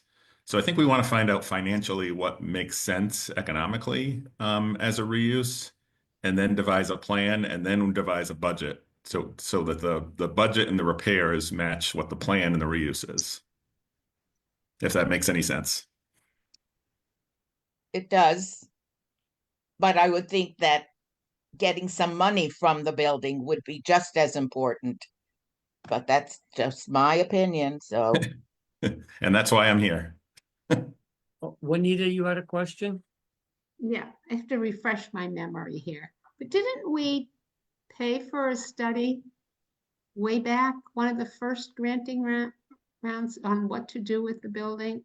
Or am I confusing We it with paid the for a Campanile? study to look at environmental issues and accessibility issues, not for reuse issues. And if So I there is a remember study.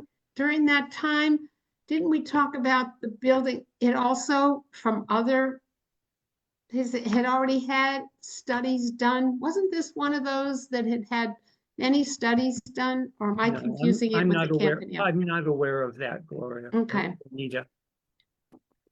Okay. So, I have a question because it seems like there's more money spent on studies than actually fixing the building. Um, um, so this church, you're looking for the roof.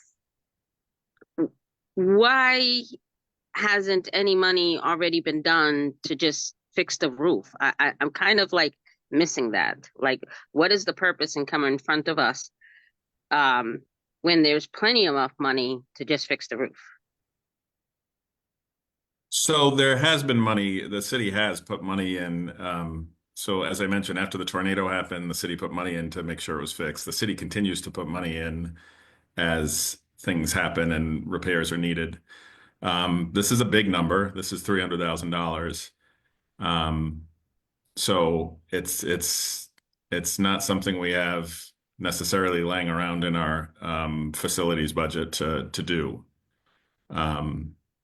So it's beyond just general maintenance, and we felt like, given the nature of what this building is, this is sort of a symbolic, iconic building of the city.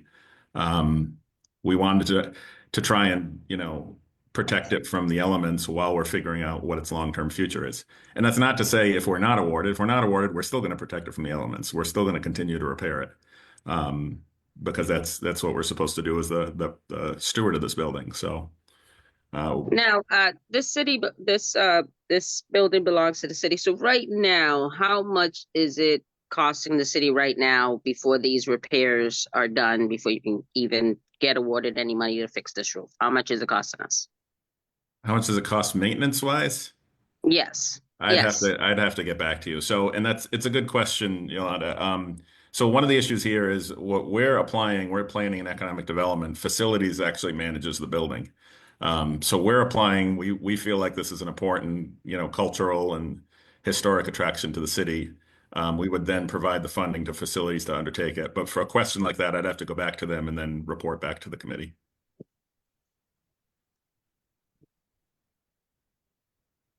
Okay, thank you. So I guess the question, Brian, is can we expect that in the next couple of weeks? Sort of a summary from facilities as to what they've spent on it Oh, sure. beyond just normal, they got to heat it and pay the water bill. Juanita, you had a question? Yeah, I was a little, the budget sort of confused me a little. So basically, the $300,000 is not just for the roof. Yes, it's for the roof. It's for the parish house roof, a complete replacement, assuming some of the backing under the asphalt shingles that will have to all be replaced. So this is a full replacement of that parish house roof, and some, It's an gutter, expensive roof. I mean, really. gutters, water drainage. It's a big roof. Yeah. It's a Okay. commercial roof, and prices have gone up. So we're planning for that as well. Okay, thank you. You're welcome. Details I about do the, have a quick question. I'm sorry, Gloria. Gloria? I'm sorry. no, it was It's not my Latoya time. speaking. I just, Gloria? Well, let Latoya go first, please. Okay. Thank you. I just wanted to add a couple of more things about the roof. So it's $193,739, and for roof drainage, that's just for the roof, and then separately for roof drainage is $36,600. So that totals about $230,000. And then we had a $20,000 inflation factor for construction costs, which is about 46,000, and then a 10% contingency of about 23,000, and that's where the 300,000 total comes from. Thank you. My question, Brian, to add to what you have to do is, you indicated that there was an endowment and that it's down to about 50,000 now. But the financial figures you're getting from the city, is that going to include what was taken from the endowment? I can ask them to do that. Sure. Okay, thank you. And just to clarify, and Brian, you could check to make sure I'm not now going to say something that's incorrect. That when Old First Church closed, the congregation set up with the Community Foundation an endowment, the interest of which would be paid out every year, but it was only for the meeting house, which is the historic 1819 building, not for the Victorian era parish halls. So the endowment that's there can go to the white building, not the brick building. And as far as I know, the endowment, because I just looked up the Community Foundation's annual report from 2023, there's $1 million in it, which is why probably LaToya got a phone call saying there was going to be a distribution of $50,000. That's probably the interest that $1 million properly invested has raised. But that can only go to the meeting house. And the organ, right? And the organ, correct. Thank you Well, for then that forget distinction. my question. So Bob answered Brian, it. so Brian, I leave it to you to make sure that I have my knowledge of it is proper.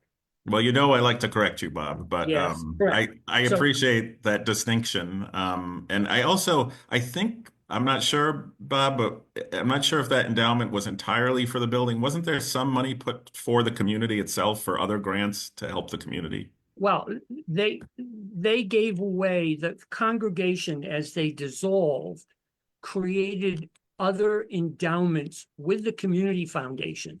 Some Okay. gave money, let's say, to like food services for the poor. So there's other accounts, but there's a specific account solely for Old First Church's original meeting house and the organ inside of it. Okay. Thank you.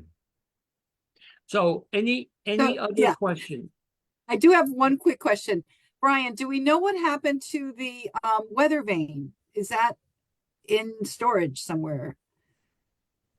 Oh, yes, I believe it's in storage with facilities. I mean, that's And would that be put back up?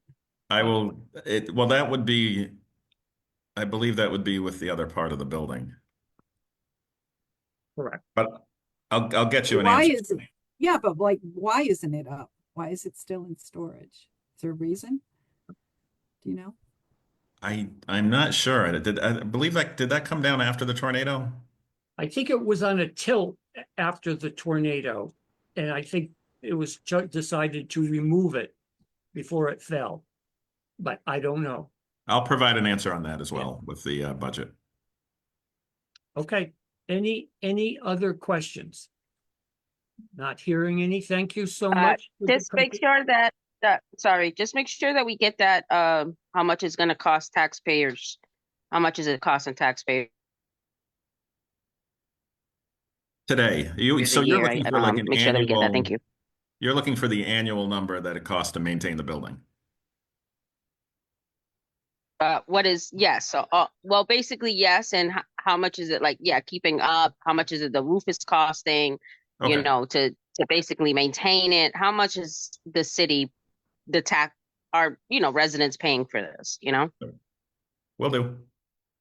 All right, thank you. And Thank so you. our last presentation tonight is the Paramount Theater, which is also a roof issue. So, Chris, take it away. Hello, everyone. So my name is Chris Hill. I'm an architect from Blue Moon Design, and I'm here with the owner of Sachdev Real Estate, who recently acquired the building in the fall. So, so we recently acquired the building in the fall, and with the purpose of redeveloping the building, restoring the theater, and developing the upper 3 floors for potentially apartments and maybe some community art space. And throughout over the winter, we realized the vulnerabilities that had kind of shown their face in the building through the roof. And the project was, the building was under a previous project and kind of got abandoned for for financial reasons. So there was some roof work going on that was literally stopped in mid tracks.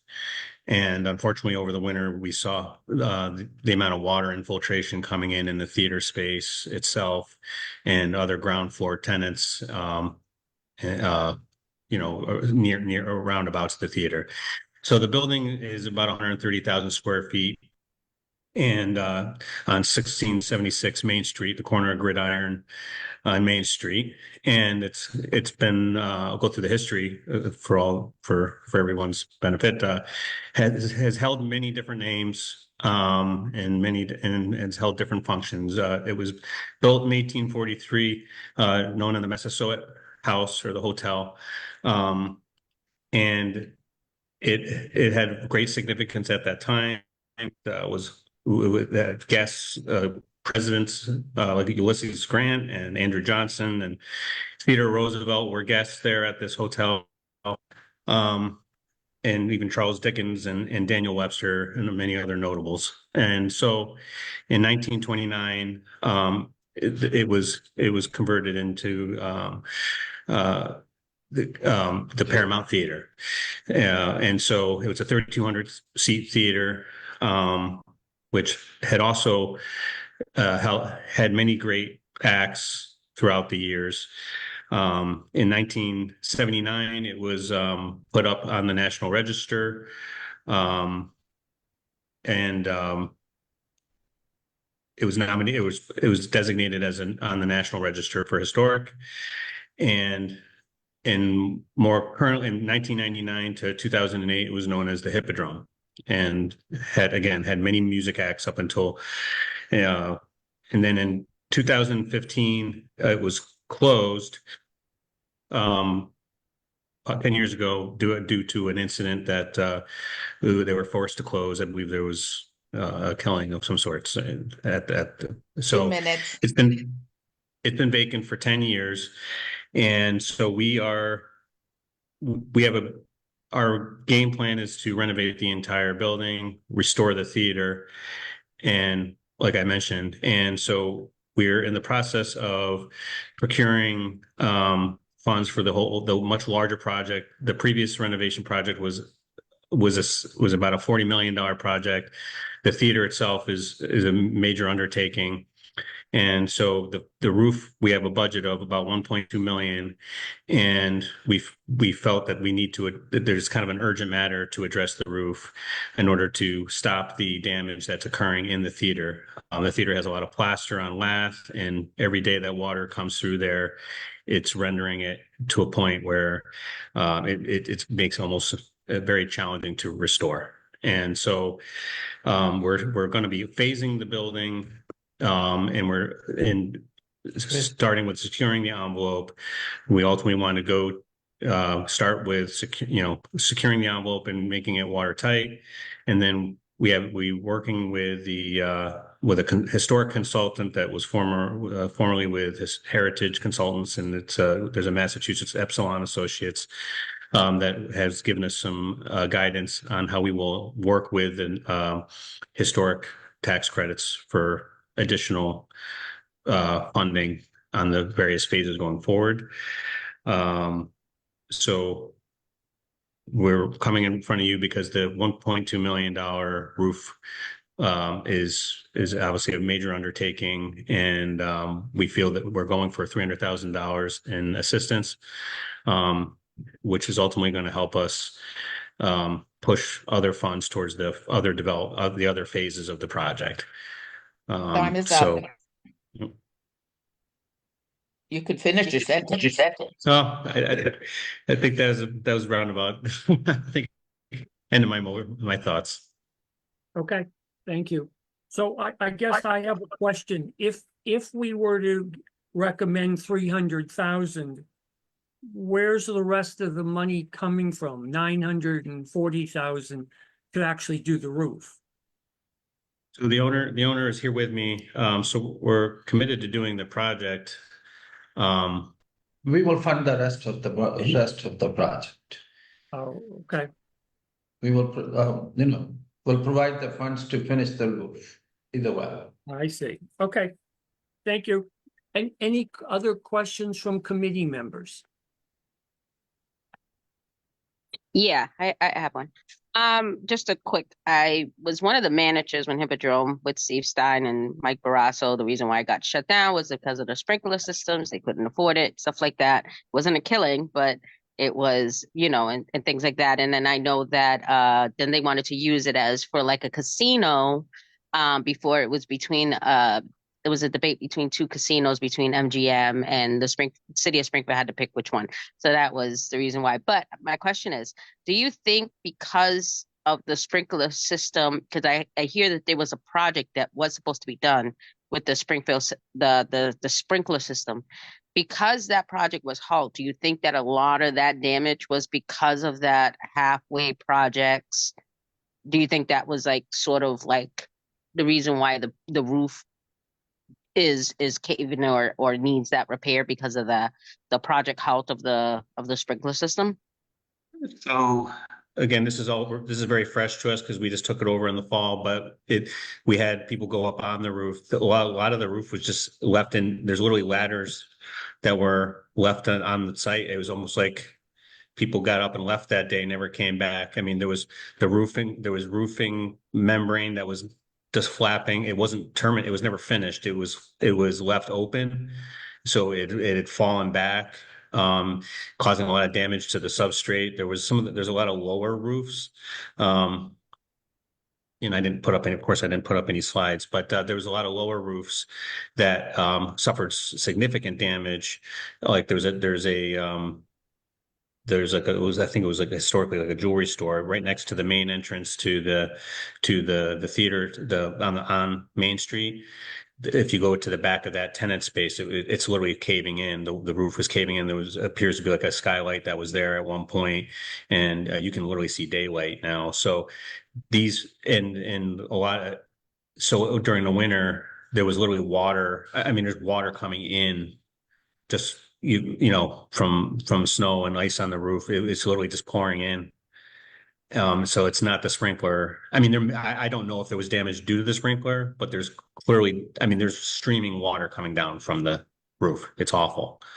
So, I mean, I've worked on a similar project in New London, Connecticut. It was called the Capitol Theater, and it was a similar plight where once that plaster starts breaking away from the lath, it's really, to really hold it, it's virtually impossible. You're either recasting or, it's kind of sad because it's 10 years worth of vacancy, give or take. And it's really heartbreaking to see where it is. So that's why we need time to put together our phasing plan to take on a project like that and like I said, we had the historic consultant come in. He recommended phasing it as well, like get the storefronts active, get the building secure. Apparently, in Massachusetts, the credits are retroactive, so we can still count that towards a first phase. It's all happening real time. So that's the issue. It's roughly 40,000 square feet of footprint. It's a giant thing. Yes, I know. Somebody got you were lost there. Yeah, in the you're very pipes. familiar. And it's such a cultural icon. I mean, it's just as you know. I mean, it's a cultural piece that can't fall under demise. It just can't. I think it's too important So let me ask this question. In your application, you have as the anticipated start date, April 14th, 2025. In 2 weeks. I mean, and let me just finish. And the completion date of August 29th, 2025. I mean, you're not telling us you're doing the roof starting in 2 weeks, are you? I think at this point that might be unrealistic. The budget that we got from that roofing contractor is a trusted. They're actually working with us on a $23 million project here in Windsor, so they're not just somebody out of a phone book. They're a trusted partner. But we probably will get an additional price just as a backup. I'm not questioning the price. I'm questioning the fact that you said you're starting in 2 weeks. and you're Yeah. finishing by the end of August, we won't even get recommendations to city council until June, and contracts won't even be signed until the fall. So Oh, your okay. So proposed that's timetable is way ahead of schedule. gotcha. Okay, well, that was an error on my part. I didn't realize that was the how it was going to play Okay. out for the funding of it. Well, Yep. we may do some repairs beforehand to fix the leaks Yep. right And- now. And that's then perfect. we can And we that's can- perfect. You can do whatever you want that doesn't involve what you're asking for CPA help with. But if you're asking for CPA help with the roof replacement, you can't start the roof replacement. Either that or you can do part of the building and ask us for less money to do the other half or whatever. But, but doing repair work, if you've got issues, you could certainly do work on the building. So, I mean, we will start the repairs and then we can, when we get the funds, we can start the roof. okay. Any other questions by committee members? Not We cannot seeing- pay for work that's already been done. So, Okay, very good. Thank you so much. So that concludes our presentations for tonight. We're now going into regular business and we only have two items. One is the approval of the previous minutes. So if someone. moved. Second, Aye. all right, and we'll take the vote. Juanita, Yes. Gloria, Yes. Willie. Willie, unmute yourself. Oh, just shake your hand. That's good enough. Yep. All right, Willie's voted yes. Clinton, Yes. Judith, Yes. Yolanda, Yes. Rhonda, Yes. and Bob is yes. And the only other item is a request from the park department to use the Venture Pond benches at the Alden Street Park. So just a brief background, if you remember, we funded phase 2 at Venture Pond, which was to install a fishing pier and a kayak launch and benches and some informational signage. And then some neighbors opposed that. We said to the park department, it's your decision.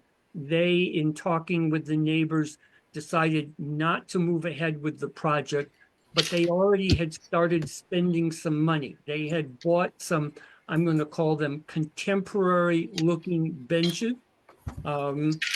And they had come to us in the fall to say, could they use them at Florentine Park, Floral Park? And we said, sure, as long as the neighbors there approve them. Well, guess what? The neighbors around Florentine Gardens didn't want contemporary benches in their Victorian era park. So the park department asked us if they can use the benches at Alden Park, which is the park over by the General Edwards Bridge. I'm okay with it. All right, well, I'm let's have okay a with it, motion. Go make a motion, Gloria. So moved. All right, Second. second. All right, any further discussion? Hearing none, we'll take a vote. So Gloria, Yes. Yolanda, Yes. Juanita, Yes. Willie, yes. Rhonda, Yes. Judy, Yes. Clinton, Yes. and Bob is a yes. So Karen, if you could let the park know that the committee says it's fine to use the Venture Pond benches at Alden Park. All right, Okay. so Did before we do the minutes? Did we Hmm? do the minutes? Yes. Yes, Yeah. we did. That was so Very fast. quickly, very quickly. Well, we've had a long meeting, so this is it. So now we've heard from everyone. Your job in the next 2 weeks is to go home, to look at our the applications again, maybe watch the presentations again, look at our I'm going to call it a rating sheet that you all have, and at the next meeting, you will come in with your top 8 projects. They do not have to be in any order. They just, the top 8. and we will put them on a spreadsheet, and then we Bob, will. is this we will the be- top 8 for everything, including the historic, the housing, You and got it. All 35. Correct. Yeah. Oh, okay. Okay. Yeah, and don't forget, we also have our historic homes program. Right. Okay. So it's your top 8 for all 35 projects. This is not a vote. This simply orders the way in which we discuss at the next meeting all 35 projects. Yikes. That may be some more Yikes. questions. In which case Karen will contact the owners, the applicants to get answers. But it is a matter of seeing whether there might be a pattern, and whether we see that there are a few projects that bubble up, and whatever. But this is the beginning of our own discernment project. So Bob, we could just take make no this votes. really, Pardon? we could make this really easy and say everyone gets $100,000 for a roof, because that's what it sounded like everyone needs a roof. Yeah, well, and Just we kidding. can, that may be a discussion when we meet in 2 weeks. Yeah. This is the beginning of the decision-making process. And certainly when we can talk about that. So, you know, when we go through the list, people can say, well, I don't want to give them the full amount. I want to give them less. And we'll see what happens. But once again, we take no votes at the next meeting. It is simply to share our thoughts on all 35 projects, starting with those that seem to have the most responses down to those that may not have gotten any responses. The problem this year is there's so many, they're all so good. I mean, Yeah. Correct. really. Hey, are we still being recorded? Yes. Yes. We haven't adjourned. Okay. I was just going to say. So, something. yeah, it's a very difficult thing this year, but Yeah, also very it's good difficult. to hear that there are numerous projects that are willing to take less than what they've asked for. And Yeah, well, that's Bob, why I know I kept asking that question, because I just know we're gonna have to give people less money. Yeah, well, Right. that's fine. They'll take it and they'll be back next year, and who knows, Yeah. maybe there'll be fewer applicants next year. I mean, the Uh-huh. bottom Bob, line- you gave a really heartbreaking story about what happened with the McDuffie campus and the HUD funding. That's Yeah, Okay. when I read I that didn't know that in part. there about them not taking the money from the tornado, I couldn't understand why that why they happened. didn't. And Yeah. now I understand it. It's a bummer. They got, Yep. yeah. Zero. Yeah. You got nothing. That's Oh, right. Crazy. And that is. Well, just for my knowledge, I need to know what's the oldest church, because all of them are the oldest church, and I'm like, didn't this somebody just say that's the oldest church, and then this is the Yeah, oldest? the I first need church. a list. I No, need a so the- syllabus the- of what the the list oldest- of churches there The is. oldest church building in Springfield is Old First Church, Mm-hmm. 1819. And did you Okay. see the pictures when she showed the pictures? The second, because they kept on rebuilding. So the second one was 1640 or something. Yeah. the Wow. first- Yeah, yeah. The year That's amazing. after Springfield was born. Yeah. Yeah. So Bob, do you Wow. want to give the committee the good news about some returned funds? Well, we are getting some, obviously, we're getting most of Venture Pond money back. So about 210,000 will come back. And there have been, some projects that came in under budget. So we'll be getting a little bit more. Yeah, some more roofs. And if you remember last year, the committee decided that even though we had an additional 75,000 that we could allocate, we chose not to. So That's there a is good money- thing. Yeah, because we have a lot of roofs to pay for. Yeah. Yeah. So, my guess is, and what I will do is after we have our next meeting, but before we start voting in May, I will ask the acting comptroller, Steve Lonergan, to give us what he estimates will be our CPA revenue as of June 30th this year. It's an estimate. And I will ask him what's in the pot that isn't spoken for. So we will have an idea of how much we can recommend to city council. Oh, that's great. Yeah, The next meeting is April 15th. correct. So I have to do my taxes early? Yes. All right. So unless anyone has Yeah, questions. I Karen? do. I just Yeah. want to make my announcement again that anything that has come in to the committee to update you is in the Google folder under the, it might be under that particular project, or it could be in the file where all of the letters came through. There's updates on the park projects as well as Regreen, and what's on schedule. So just because you have nothing else to do in the next couple of weeks, update yourself on the projects. So anyway, everything's in there, and that's all I have. I just want to say, Judy, that's a lovely picture on Zoom. Yeah, great glasses, Judy. I Thank know, you. doesn't she? Looking at those glasses. She's showing us all up, me and my sweatshirt. Oh, no, that's just a picture. All right, everyone. Thank you for all the hard work tonight. So a motion to adjourn. Oh, So moved. moved. All right. Everyone can just say yes or wave their hand, and that's it. Yes. So we'll see you. Bye, in 2 everybody. weeks. Bye, Thank you. everybody. All right. Bye-bye. Yeah. Hi, everybody. 8:40. Good night. Good night. Good night.